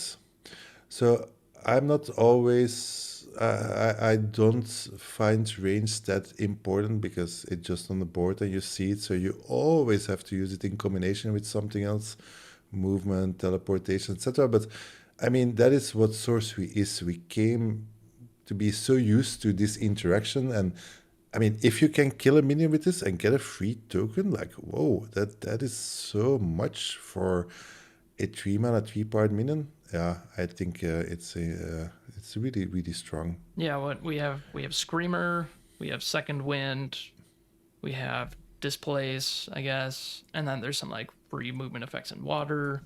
So yeah, there's ways to make this card work. Yeah, definitely. Then we have Undead Ambush, 3 mana for an exceptional magic, 1 air threshold. Summon a skeleton token to each other side adjacent to target enemy. I didn't know what to think about it, but then when I started playing with this, like it's always 3 tokens, and often it can be 4 tokens for 3 mana. They're all around, and yeah, I find the card actually amazingly quite good. The surrounding effect going everywhere is actually decent. I don't know. I think B minus is a little bit too high, but I definitely give it a C plus. I don't mind having one in my deck. All right, yeah, I gave it like a C, build around B, just meaning like you want to have some like undead synergy, or you want to have just like an aggressive game plan or something. Because yeah, it is really annoying that like these are just going to be in like their back row, and they're just going to have to send one of their 2 power minions into the back row to deal with this annoying skeleton that's beating them down. So maybe it's a little bit better than I'm giving it credit for. Yeah, and also if you say, hey, I can clean them up, they're so spread around that it takes time to actually clean them up. Yeah. All right. Witching Hour is next. This is 3 mana, 2 air threshold for an exceptional magic.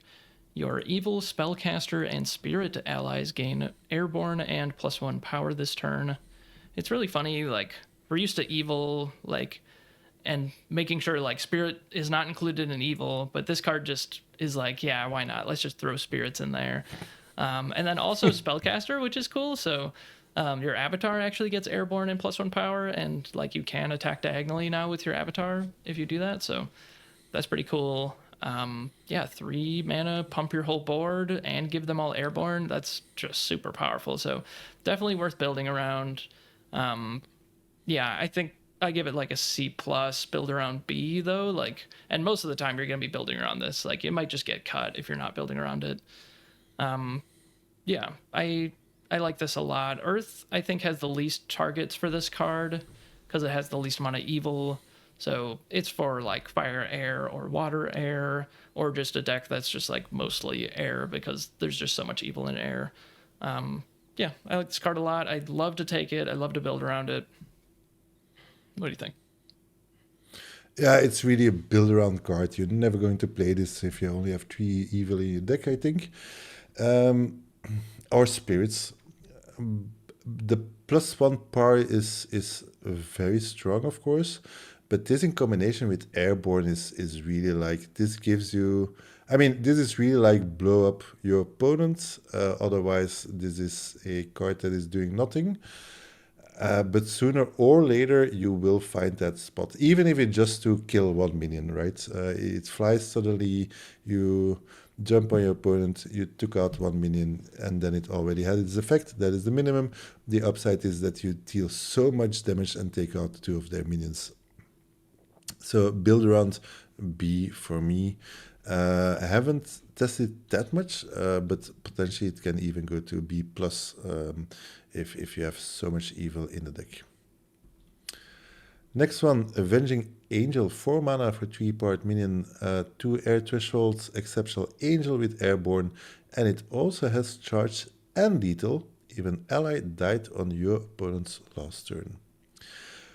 So the dying on your opponent's last turn, that happens quite a lot. So actually this is the new hippogriffs that we all loved in beta and thought were crazy strong. This is more or less the same thing, and it has lethal. So you can actually sacrifice it and take out his elite or his 5-part minion if you would want to do so. If for any chance nothing died, then it goes a bit slower, but still, then at worst you just have 4 mana for a 3-powered airborne minion. So I think Avenging Angel, I gave it a B+. I want as many as I can in my deck. Charge is so good, and lethal is good, airborne is good. What is not to love about this cards? Yeah, I gave it a B plus as well. And yeah, there's like a lot of large flying minions. So if you can ever just play this and charge into their huge flying minion and kill it, like, that is pretty busted. So yeah, it's like a removal spell plus also just push damage sometimes. So pretty impressive. Next is Bladder Blimp. This is 5 mana, 1 air threshold for a 3-power exceptional monster. It is airborne and Deathrite. Players lose 1 life for each nearby site they control. So you like pop the blimp and poison all the nearby sites, I guess. Yeah, I think this is another card that like you want to be aggressive. Like if you play this and they just kill it, then you're going to be taking a lot more damage than your opponent a lot of the time. Hopefully you positioned it in a way where you're taking like about the same amount of damage at least.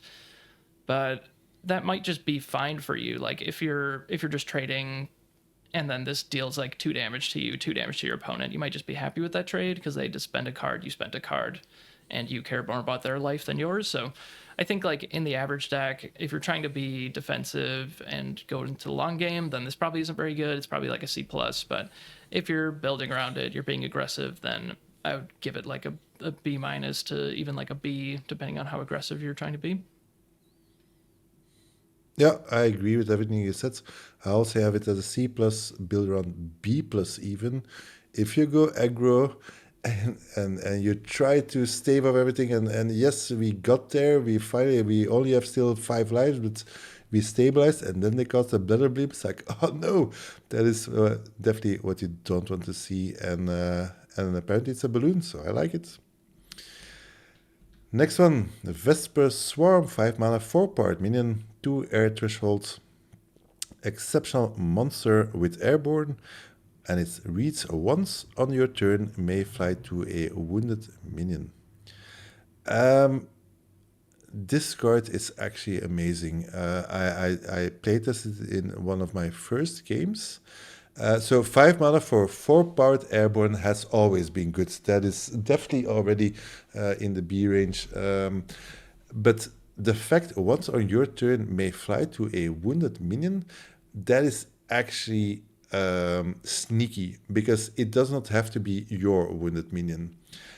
So you actually can place it somewhere safe in the back row when you know if you're winning that you will be able to do something damage. It will fly in and actually kill something else. It is really tough to deal with it, and also if you have to play against it, they have so much potential to do damage, and that 4-part minion can probably take out something. So it's a very strong card, and I gave it a B, but actually now I think I convinced myself to go even to a B plus. Yeah, I gave it a B plus too. I had a situation where I had like a skeleton and I could like just attack something for 1 and then just fly this over to it, and then I had that new like hook artifact. What is it? Meat hook. And it like repositioned my big minion, and then I played meat hook on it and got a good hook out of it. Of course, then my opponent blew me out and stole my meat hook and won the game with it. But those things happen. But yeah, free movement, mimic. Airborne, 5 mana, 4 power, like, yeah, plus a card. Okay, and then the last air card is Those Who Linger. This is 6 mana, 2 air threshold for a 4 power, exceptional undead. It has Deathrite. Summon a ghoul from your collection to this site. It has Deathrite. Summon a skeleton token to this site. So this dies. Even if it gets burrowed, it says summon to this site, so you still get the ghoul, even if you bury this. And then same for the skeleton. If the ghoul dies underground or something, you still get the skeleton on the top of the site, which is pretty cool. So there's basically no fail case. You just always get it unless they banish it. This is the card that I read it and I was like, I really want this card to be good. Like, if this card is good, then I'm going to love this format, because it means that it's pretty like grindy and value oriented and stuff. But I think the format is like faster than I originally thought, but it's still just like a really good card. So I don't think I've played with it yet, unfortunately, but like, yeah, 6 mana, 4 power, dies into 3 power minion, that even dies into a 1 power minion. Like, that's pretty great. So I give this a B plus. I think if you're in like a super aggro deck, maybe you don't want this, like, especially if you're Persecutor and you're wanting to be like attacking with your avatar and stuff. But if you're just Spellslinger, you probably just want to play this card. So yeah, where are you at? Yeah, I gave it a B. I follow all your reasoning. I find it a bit expensive, 6 mana for a 4-part minion. I mean, honestly, I rather have a 4 mana, 4-part minion without ability. I think that is just better, because this is just way slower. So this card really has to have it from its extra effect. And then, unfortunately, there is Smite, there is Be Gone that banishes evils, and there are sides that silence your stuff. So honestly, I see it more not triggering than it does. Of course, you are forced, like if you have a smite, you have to smite it, because you really do not want to have a ghoul that then still summon a skeleton token. But if you're behind, it's also quite slow. So yeah, I think it's a good card. If the board state is even, you will get your advantage. But if you're a little bit behind, this will not get you back, I think. And then it's a bit too expensive. All right. And then we have some multi-element cards. They're all magics. The first one is Fatality. This is 3 mana, 1 fire threshold, 1 air threshold for an exceptional magic. Kill target wounded minion. I really want this to just be 3 mana kill a minion, but it really is not. Like, I think you really need to have like skeletons to make this work, or like deserts, or some other like free ways to deal 1 damage, and then it's gonna be good. So I think in like Necromancer, it's like a B. Like, it's gonna just feel like Barry a lot of the time. But I think in the average deck, it's like a C. Like, I don't think it's that good. Like, you have to probably like attack with one of your minions and then just like trade up with this card. So I don't know. I'm not that high on it. Do you like Fatality? No, same. I have it as a C minus. Build around B with Necromancer, or if you really have a lot of skeleton tokens, but even then it's not always that easy, I think. So I'm always like, nope, I don't like this card, but then there's always that but, like, it does have the potential to have your 2 mana flying airborne, flying a 6 part minion, and have fatality to kill it, giving up a 2 for 1, but removing his big threat. Um, so if I would be very low on removal, then I might consider playing this, but most of the time you should have other cards actually. Next one, Harvest Festival, 3 mana for a exceptional magic, 1 earth threshold and 1 water threshold, and it reads summon Ethan and Serava townsfolk from your collection to an allied site. I haven't really played tested it, but I just read it as 3 mana for power. You do get them split, so they are 2 2-part minions, so that makes it less good than a 4-part minion, but it's still 3 mana for 4 power, so that means it's a good card. If you are in the elements, it's easy to cast. You have enough ordinary sides that give you all the elements, so I don't think it's difficult to get this going. So yeah, turn 3, 2 2-part bodies, fine. So for me, it's a B. All right. Yeah, I was between B and B minus. I landed on B minus, but I think B might be correct. I mean, yeah, everything you said. 3 mana for 4 power is awesome. I do think a 4 power minion is just better than 2 power minions, but sometimes it's not. Sometimes you do just want like an attacker plus a backup blocker. So yeah, a cool card. I like it. Next one is Invigorate. This one is also Earth and Water. It's 3 mana, and it's an exceptional magic. An ally gains +3 power this turn, and you heal 3. So I think at first blush, I wasn't very interested. It's like, okay, 3 mana for +3 power. But it turns out like Earth Water is the slowest deck, and there are some really aggressive decks that are trying to kill the slow deck as fast as possible. So I think Earth Water can really benefit from that +3 life. And for that reason, I'm a little bit interested in it. So I'm giving it a B minus, which might be a little bit too high because it is still just 3 mana to pump a minion, but +3 power is a lot, and like it doesn't need to be nearby or anything. It's just anywhere on the board. You can just use it to push a bunch of damage, but ideally, you're trading your skeleton for their 4 power minion, or your minions just trading up and killing their bomb or something. So I'm a little bit interested. I could definitely see later in the format just thinking that this isn't very good, but where are you at? Yeah, so by default, I just have it as a C, but as a build round, I have it as a B, and it might even go higher. Um, because you don't see this card coming, it's only 3 mana. If I think that your frog becomes a 3-part minion that takes out a 3-part minion and you get 3 life, pooh. If your 2-part minion that they want to overtake and suddenly it becomes a 5-part minion and you get 3 life. So I see a lot of potential there. Still further testing needed, but I think it's actually a solid card. Next one is Onslaught. 3 mana for 1 1 fire, 1 earth threshold, exceptional magic. This turn, allies gain +1 power, charge, and can't be immobilized, silenced, or disabled. First, I thought this was like a mini bomb. It's like, what? Your whole team gets +1 power. They all get charged, and then not immobilized, silenced, or disabled. Let's just talk about +1 power. That is amazing. Charge is also amazing, but you have to cast the card, so you're already losing 3. So I think perhaps for 5 you are able to get in an extra 2 mana 2-part minion, which becomes a 3-part minion with charge. So that actually makes it good. If you have 6 mana, then you can get a 3, etc., etc. So from 6 mana, it's actually quite good if you can get an extra minion in play. And of course, if something is immobilized, silenced, or disabled, you can get a nasty surprise in. But that does just not happen a lot. In beta, it was way more, but there's not that much that immobilized. Silence, yes. Disabled, I don't know if there's much disabling going on with some cards. So it's really more for me the 1 power recharge, and then it's probably a bit too expensive. So I have it as a C, and then a build around B if you're really going at it, and if this is like your final push, or just to overtake with a lot of 2 and 3 part minions, then it could be a B. Yeah, I gave it a B minus, like assuming that you're.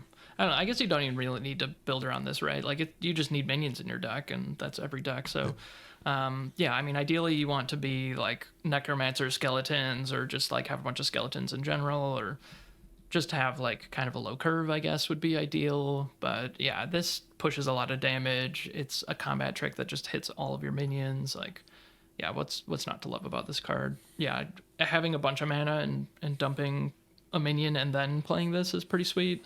So yeah, really like this card. I'm actually really interested in trying out Earthfire. Like I've been doing some like theory crafting about what I think the best decks are, and like Fire Air I think is like the fastest deck, but I think there's a chance that Earthfire has like a good balance between a bunch of beefy minions plus a bunch of good damage effects and just like aggro pieces, that it might just be like even better to just have Earth for the beef instead of air. But something I'm theory crafting about.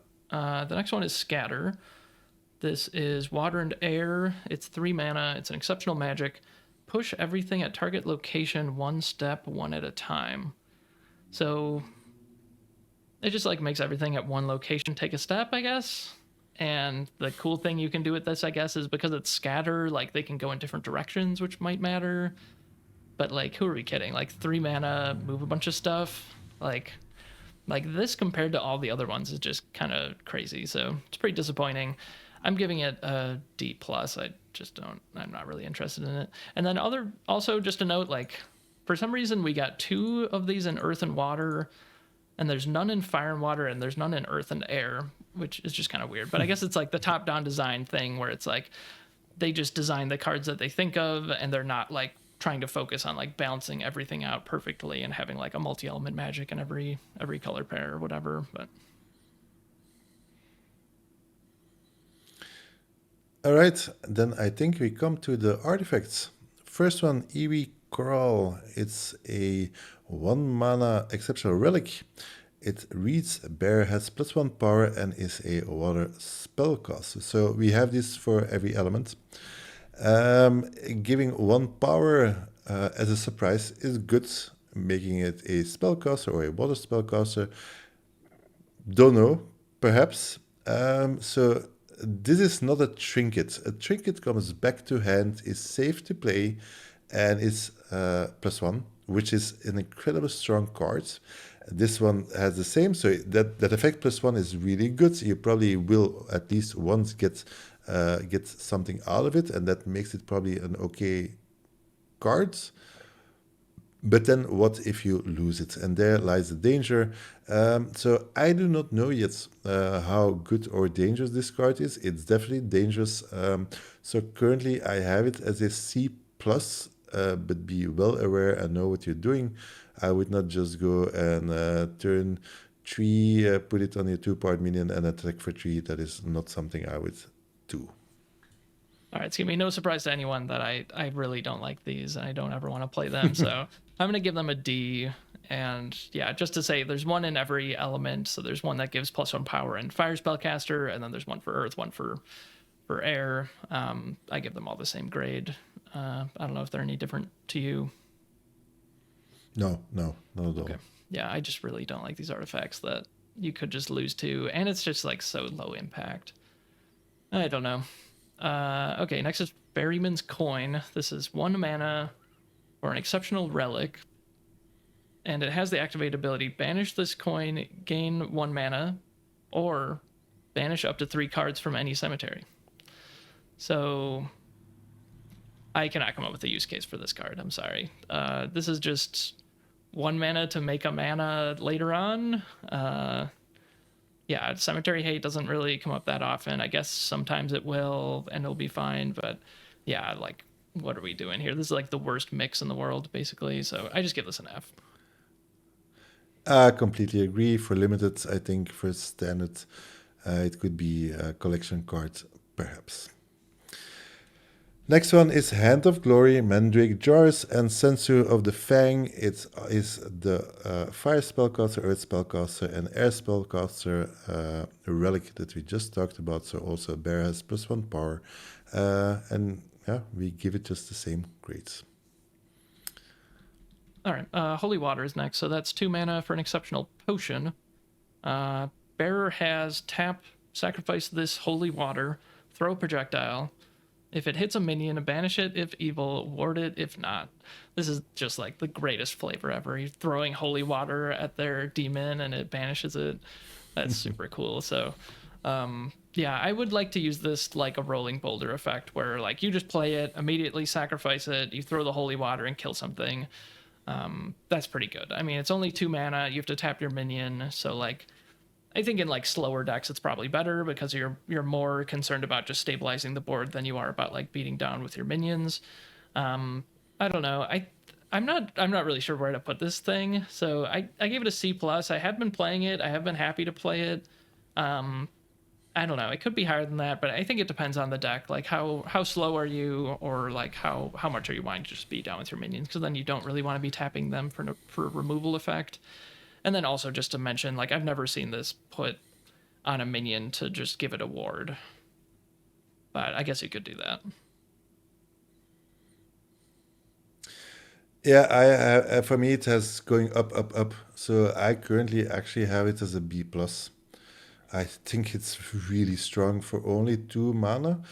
And okay, it taps, but like you can just tap your minion. Like if it's to remove a 5-part minion or a lot of the elites or uniques are evil, this card is really good. And it has the potential to ward something. I mean, I've done it. Sometimes it's just like, oh, wait a minute.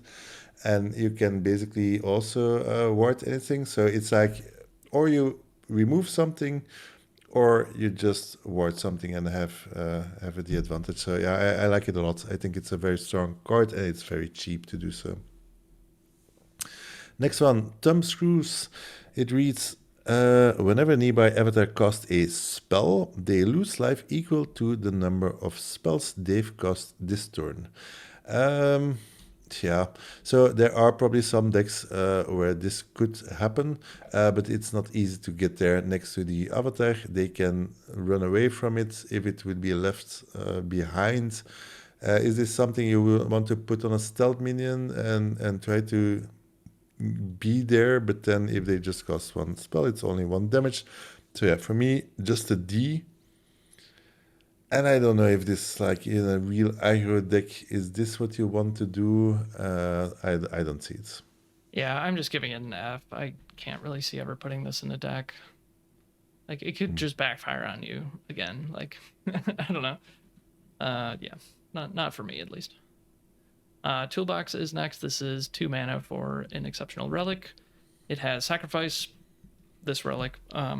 Bearer may cast an ordinary spell from your collection. So I want to make sure that I explain. So like the horrible hybrids and those cards that you can get for free off of your sites and stuff like that come from your collection and you just get them, none of those are actually in your collection. So like there's a distinction between like if you have a named card you get it for free versus like you just have any number of horrible hybrids in your collection. Like that is not actually true. So that you do actually need to draft cards that are going to go in your collection, and then this is going to be like a modal spell, and we all know how good it is in constructed. I think there's like 3 in every constructed deck now, because you can just fill your collection with all the best ordinaries. I think that I have 2 different grades because I think it's way different in draft than it is in sealed. I gave it a C plus in draft, because I don't know, I've drafted it before and just not been really happy with what I ended up with, like the cards that I'm not putting in my deck. Like there's just not, like there might be like 2 or 3 good options, and it's like at that point maybe you should just play one of those options instead of playing the toolbox. Yeah, I just don't think it's very good in draft, honestly. But I think it's still playable, but you have to draft around it. And honestly, someone else is probably just going to take it higher than I will, and I'll just not have the opportunity to do that. But And then in sealed, I think it's like kind of busted. Like I think it's like a B in sealed. Like you're just gonna have tons of cards that like almost made the cut but didn't, and you can just use toolbox to get any of those cards, and it's just gonna be good. Like there's gonna be a bunch of modal cards in your collection that you can get with this, and then also with blooms, it's like kind of nuts in sealed, especially. So blooms provide all the thresholds for one turn.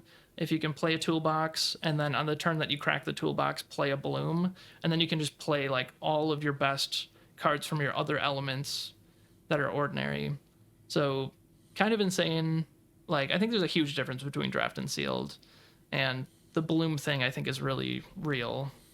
So yeah, and then I don't know. I guess we should mention like some of the good cards, like Virgin and Prayer, Angry Mob, Instigator Imp, Zap, are some of the cards that come to mind for me that I want in my collection for my toolbox. But have you had much experience? Do you have a different grade for draft and sealed?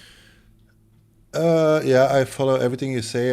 In draft, I also don't like it. I am even not a big fan in it in sealed, but it really depends on what you have. So the extra that I want to mention to your list is Slug, like the 7-part minion. I don't want to put it in my deck, but if we get that late game, then sure, give me a 7-drop.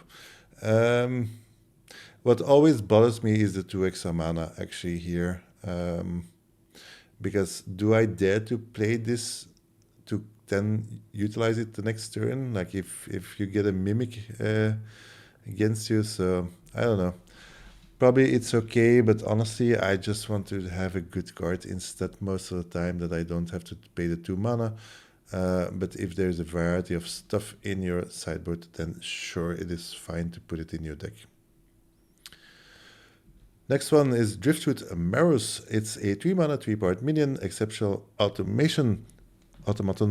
Nearby allies can't be submerged. Submerging is not a real thing, I guess. It's also allies, so I don't know. I don't think that is just a blank box to me. It's a 3-mana, 3-part minion, so I just gave it a C, basically. Okay. Yeah, I gave it a C plus, but yeah, there's like one effect at ordinary or exceptional that submerges minions, right? Like there's not really that much to do with that. Anyway, yeah, it's just a fine card. Easy to cast. Bullwhip is next. It is 4 mana for an exceptional weapon. Once on your turn, a bearer may deal 1 damage to target adjacent minion.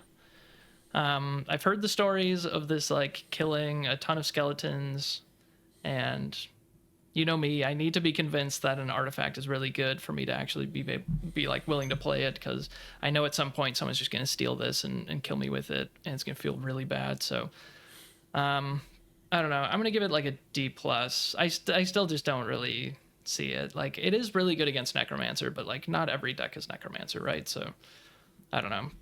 Are you high on this card? I know a lot of people are high on it. No. Okay. No, I honestly, to be fair, I haven't playtested it, but I don't want to. For me, it's a C minus. If I have it in my deck, I will find a spot to probably kill something with it with the 1 extra damage, but it will not be amazing. I would like to put this on my avatar, not on anything else, because I want to have long lasting. So probably on a persecutor, it's probably good to very good. So that's a bit different, but honestly, it's expensive for minimal effects. Next one, Clay Golem, 4 mana, 3-part minion, also an automaton with a Deathrite ability. Play your top side to an adjacent void or rubble. It's an expensive 3-drop, and the Deathrite ability is great.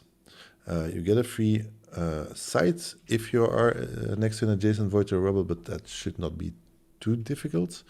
So this is something you would like to get dying. I rate it as a C plus, with potentially a build around to B minus if you really have like the huge stuff, 6 mana, 5-part minions. Then I don't mind playing it, but you really have to be next to an adjacent void, so that is not always that easy. So yeah, C plus feels right.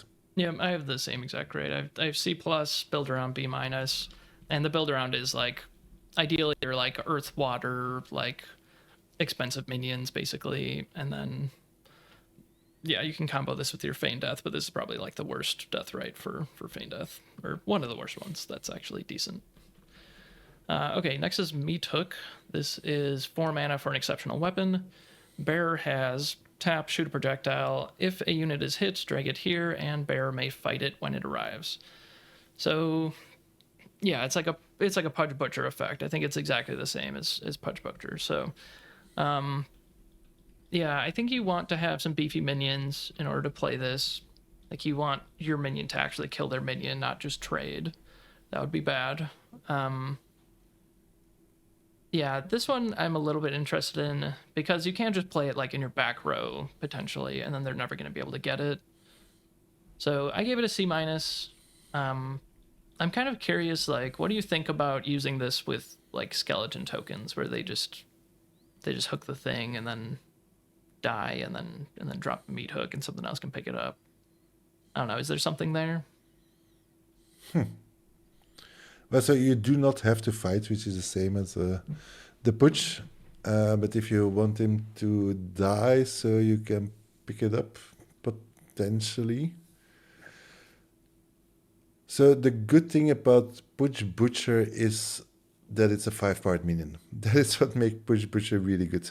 But of course, the effect to drag something and to be able to fight is also very good. But here, it actually costs 4 mana, and that is also a lot. So it means you have to have like a 4-part minion, and then if you can cast it, meat hook a 3-part minion, then it's probably okay. Then you have your meat hook in play. From then on, it is visible, so they will start playing around.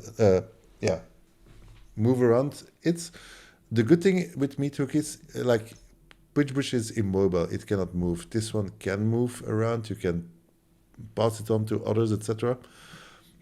I don't know. I think people are higher on it than they should.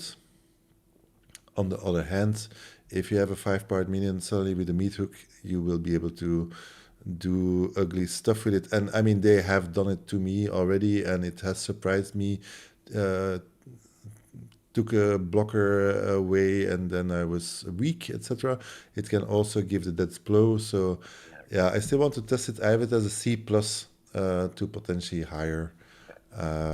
But I'm careful with the cards.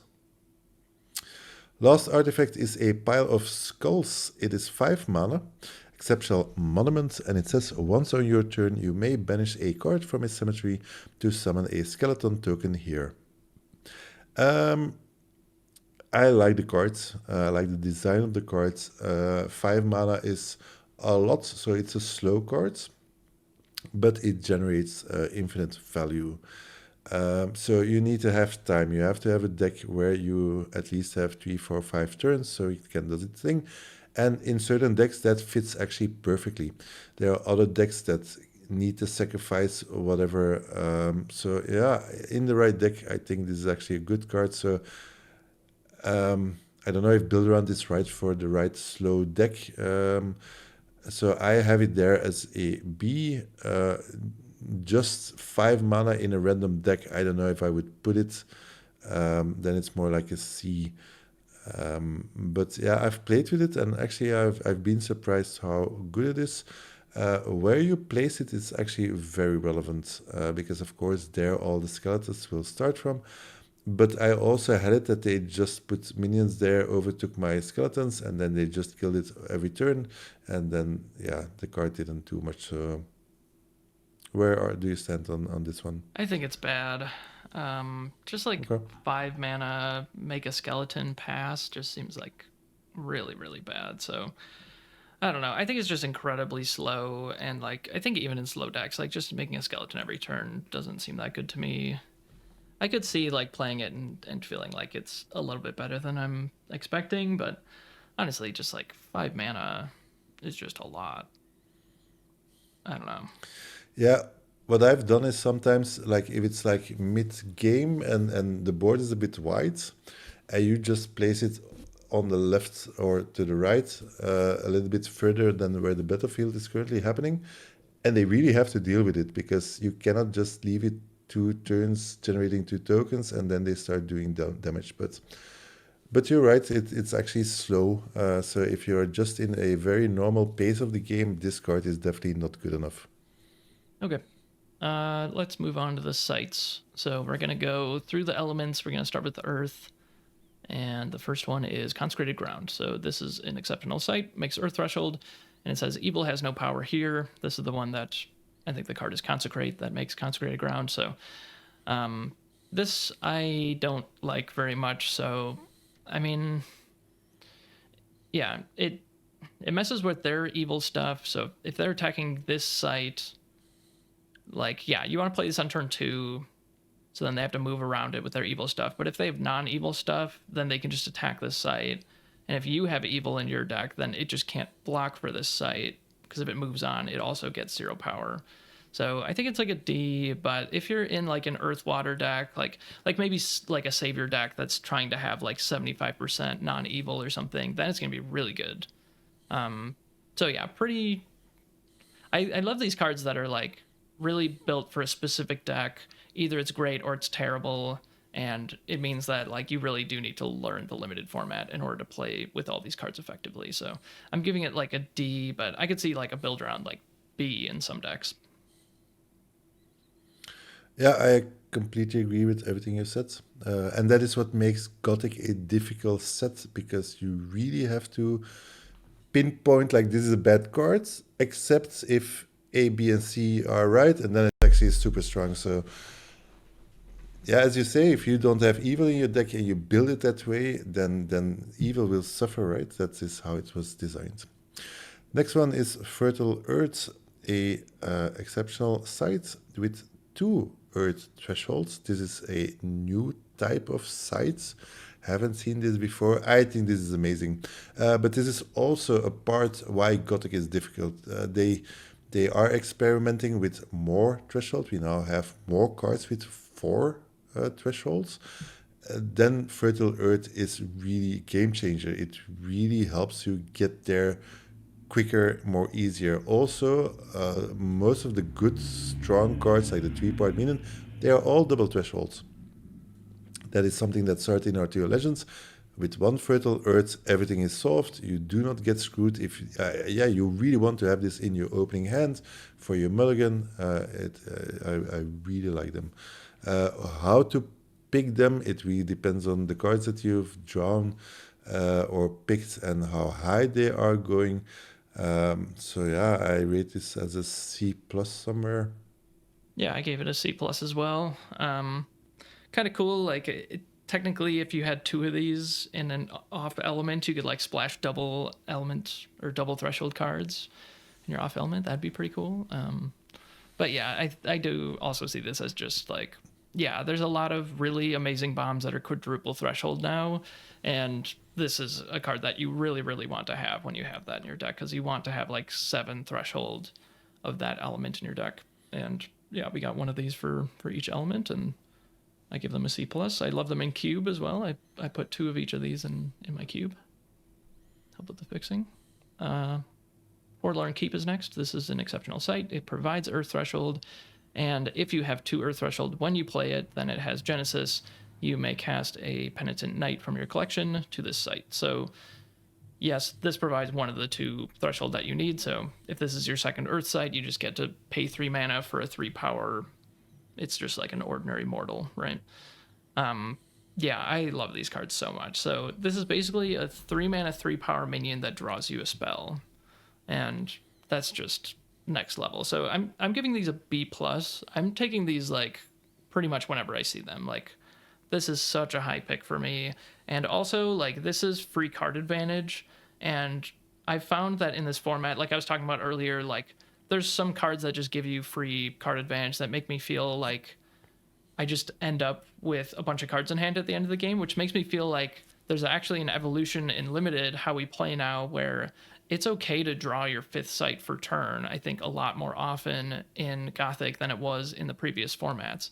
Like, in the previous formats, we had that rule where it was like, you draw your 4th site, So you can play 4 sites on turn 4, you got your 4 sites, and then every turn after that, you just draw a spell and you just use your avatar to draw sites. Now, I think it's a little bit different. Like, because of things like this, you can just have 5 sites on turn 5 and still have a ton of gas left over. So, yeah, I love these. Such a sweet design, such a cool way to do card advantage. Huge win for limited. Yeah, and then on the other side, what makes it tough sometimes is it also forces you actually to go for that 3-part night or whatever it is on turn 3, where else you would like to do other stuff. So you also have to sacrifice some kind of setup exactly, but you really do not want to let go of a 3-part minion. So that actually makes it a good design, knowing when you want to, or that you really force because it's just better. Again, Gothic, not easy, and these sites actually give a lot of extra punch to and as you said, a good reason to go for the sites, and 3 minions is always good. Next one is Haystack. Opponent's deck searches are limited to the top 3 cards. For me, this is a constructed card where it's incredible. I think in limited, searching the deck isn't that amazing. On the other hand, if I have to play with a Earthside that doesn't have an effect, or this one, I will always put a Haystack in my deck, sure. But I don't expect too much about it. So yeah, it's just C minus. Don't hate to have it, and I love the art. Yeah, this is such sweet flavor. Like, they have to search through the haystack to get their card. Like, that's really fun. But yeah, I give it a D plus. I looked, and every search effect in this format is at Elite or Unique. And just a note, like, there's a bunch of effects that you would think just say look at the top X cards and get one of them, but now they say search the top 5 cards or whatever. So it affects a bunch of cards that you might not expect it to. So, like, Demonic Contract just straight up searches their deck. But then there's Rat King, Forgotten Tomb, Black Mass, and Apostles of Tamriel are all cards that just say, like, search the top 7 cards or whatever. And this does actually affect that. But yeah, it's not a symmetrical effect, so you should just play it over a Valley. And every once in a very great while, it'll actually have an effect. All right, Shallow Grave is next. This is an exceptional Earth site. It has Genesis. Discard your top 2 spells. So I think most decks have something, probably, especially in Earth. Like, there's the 2-mana 2-power minion and the 4-mana 4-power minion that you can get back from your cemetery. There's Feast for Crows, there's Second Wind, there's Ghostfire.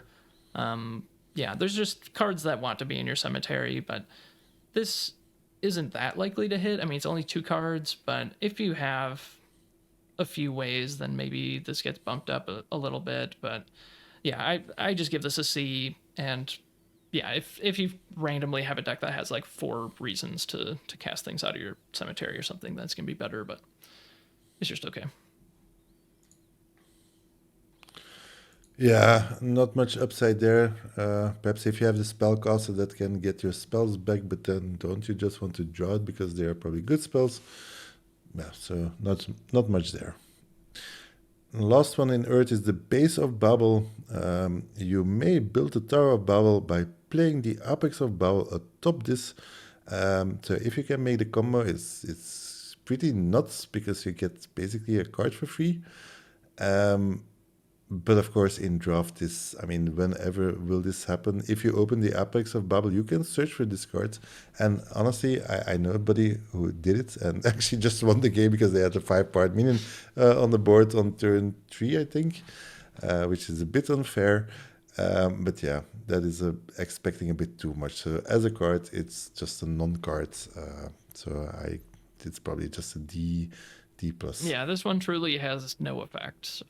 So I just gave it a D because, like, yeah, maybe you should just take it over just like a crappy card because maybe you'll open the Apex of Babel. But yeah, I think we'll save the rest of the conversation for when we talk about Apex of Babel in the unique set review. But I'm giving it a D and a build around A as a little teaser for that.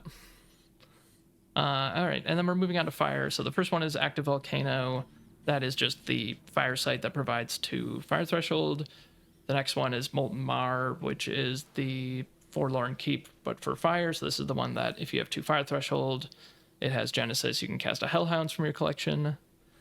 And then I'll just read the next one. So the next one is River of Blood. So this is an exceptional sight. It provides fire thresholds. And it says all healing is halved, rounded down. And I looked it up, and there's surprisingly a lot of cards that actually heal in Gothic.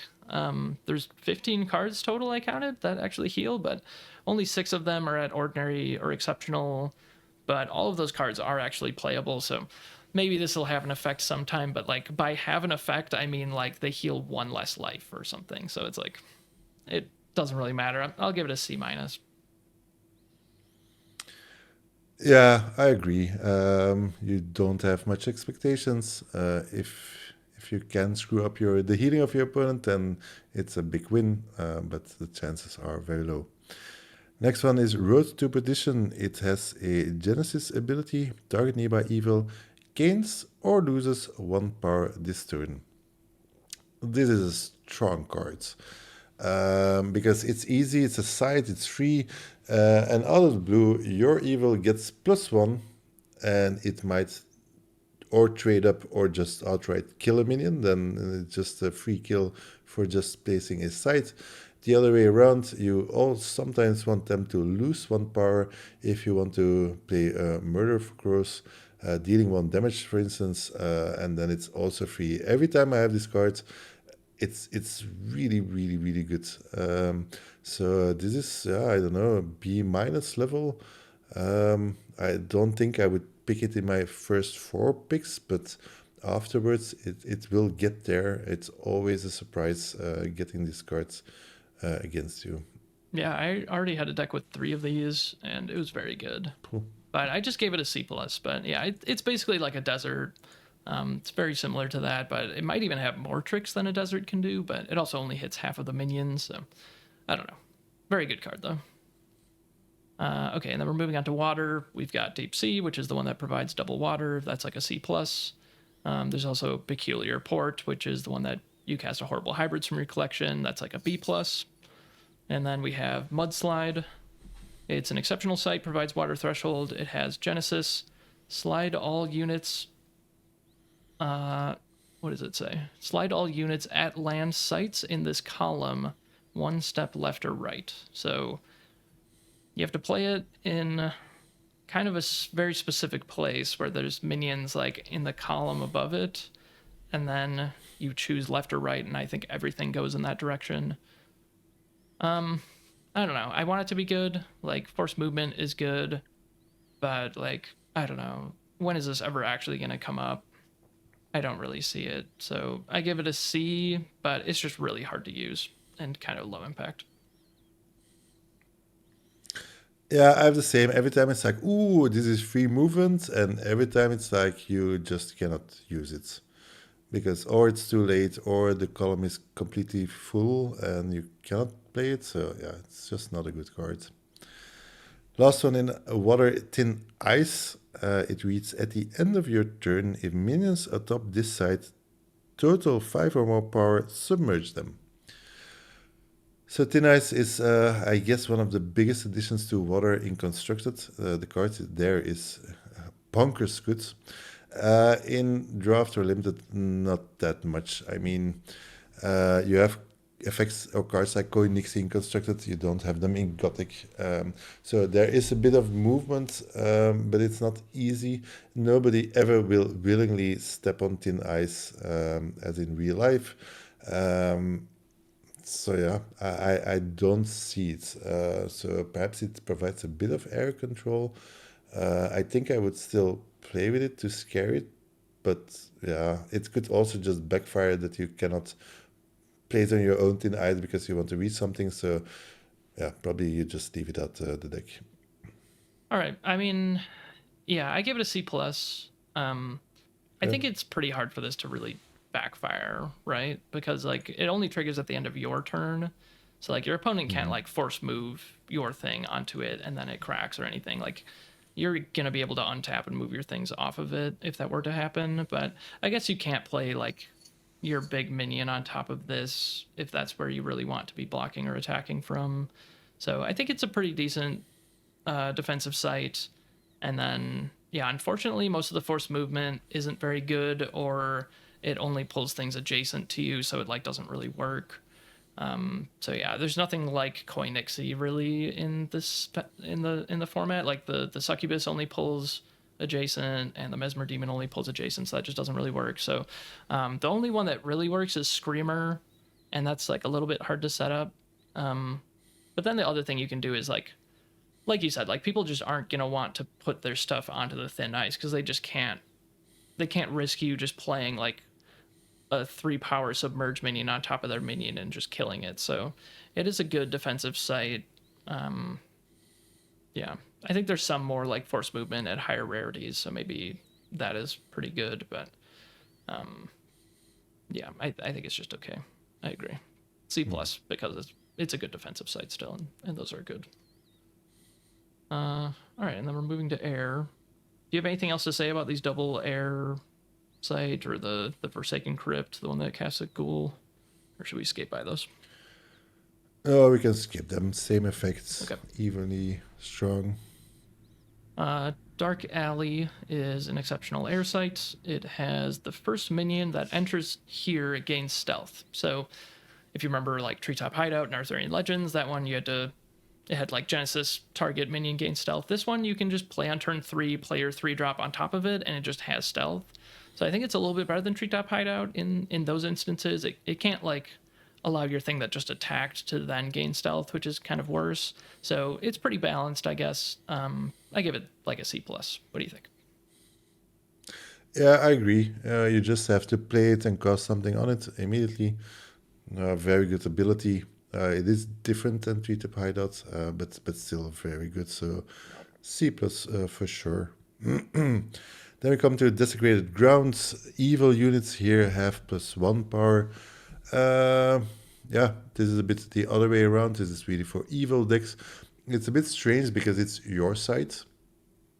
You cannot hit your site, so that means that you want to have your evils as defensive minions.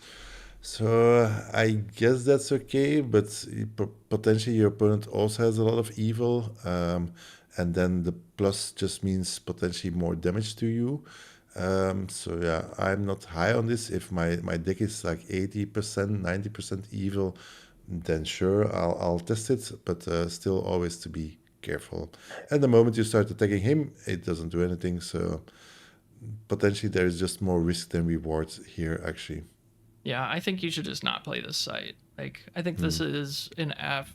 Like, your opponent can attack this site and you can't, right? Like, they're just going to get more benefit out of it than you. And there's a reason why, like, Desecrated Ground exists. Like, it's there to transform your opponent's site into a Desecrated Ground so that they get the buff and they can attack that site for more damage. So I think this is truly just a collection card, which means that you never have to draft it because you don't need it or Desecrate to even work. So yeah, I think it's just an F, and you should just not play this card.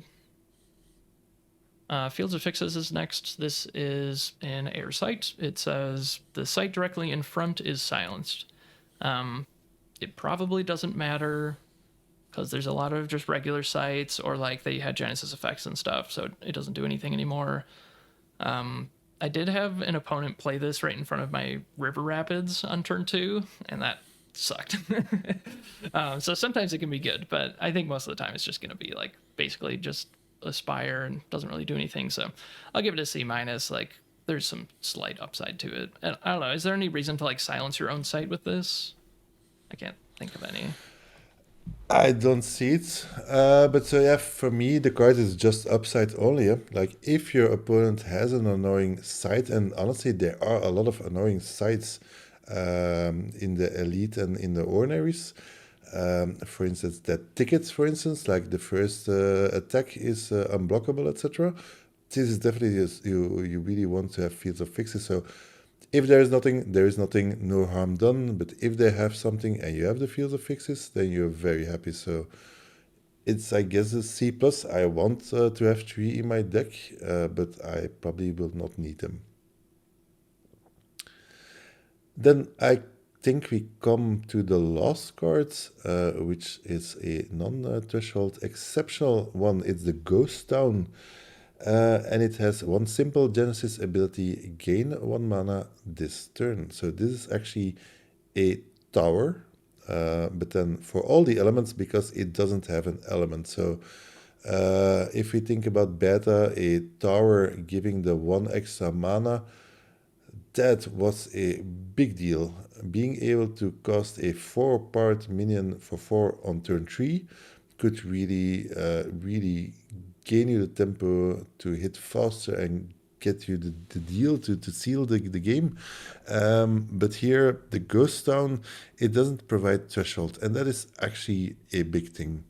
Especially here where threshold, because now all the good things has 2 thresholds, and then even can go to 3 or 4. That is more the exception, but 2 definitely. So yeah, do you keep this card in your opening hand? That is the question, because if you don't, you should not put this in your deck. And my problem is that I always play at least with 2 elements. And thus I want to have 4 sides. I want to have 2 of my 1 thresholds and then 2 of my other 2 thresholds. So where does this Ghost Town then fit? What is the benefit that I will get that makes it so that my probably 1 threshold 3-part minion can get there early? So Ghost Town is a very good card, but please do not be screwed in your threshold. So if you're planning to draw a lot of sides, then it's all good. If you have a lot of single threshold, then it's very good. So I honestly, I do not know yet. I know that the effect is strong and that I want it, but I do not know how many times it will backfire on me. I don't know. Have you played with it? Did you test it? No, I have not. I really don't like sites without any threshold. And No. yeah, maybe if you have like a few of the double threshold cards, or if there's some other fixing that I can't think of. I mean, like blooms, I don't think really count. Yeah, like, or if you just have like really low threshold requirements in one of your 2 elements, or if you somehow draft a mono element deck, then you want a bunch of these. It's just like Troubled Town, basically. So yeah, I give it like a D. Like, probably just don't ever play this. But in a very specific deck, then yeah, it can be very good, and it's probably like a Well, C plus or something. I think probably in its defense, like there are some more expensive cards, so this is probably good for your 6 mana spells, whereby then you have your threshold. As you said, there is something to say to draw more sides, because there are sides that generate those 3 mana minions for free, and then you just want to keep this one to suddenly go for 4 mana, casting a 6 mana spell all of a sudden. So, or to reach that 7 mana for your slug, and there probably it earns its place. All right, that was the last card for this set review. So thank you for watching all the way through. Really appreciate it. If you want to draft with us, I host a draft every Wednesday at 7:30 p.m. Eastern Time. Nick hosts a draft every Tuesday, 8:30 p.m. Yep. European Time. So if you want to join the Sorcerers at the Core Discord and hop on a draft, then we will see you there. Any final thoughts from you, Nick? No, it was really good to go through all the exceptionals. Yeah, don't want to repeat myself, but putting all of this together, all interacts and combines, that is, we still have a lot of time, and I'm sure that these grades will probably evolve over the coming months, but that is part of the fun.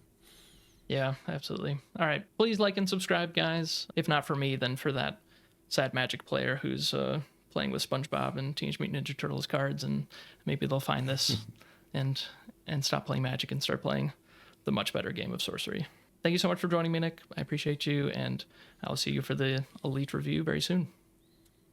Looking forward to it.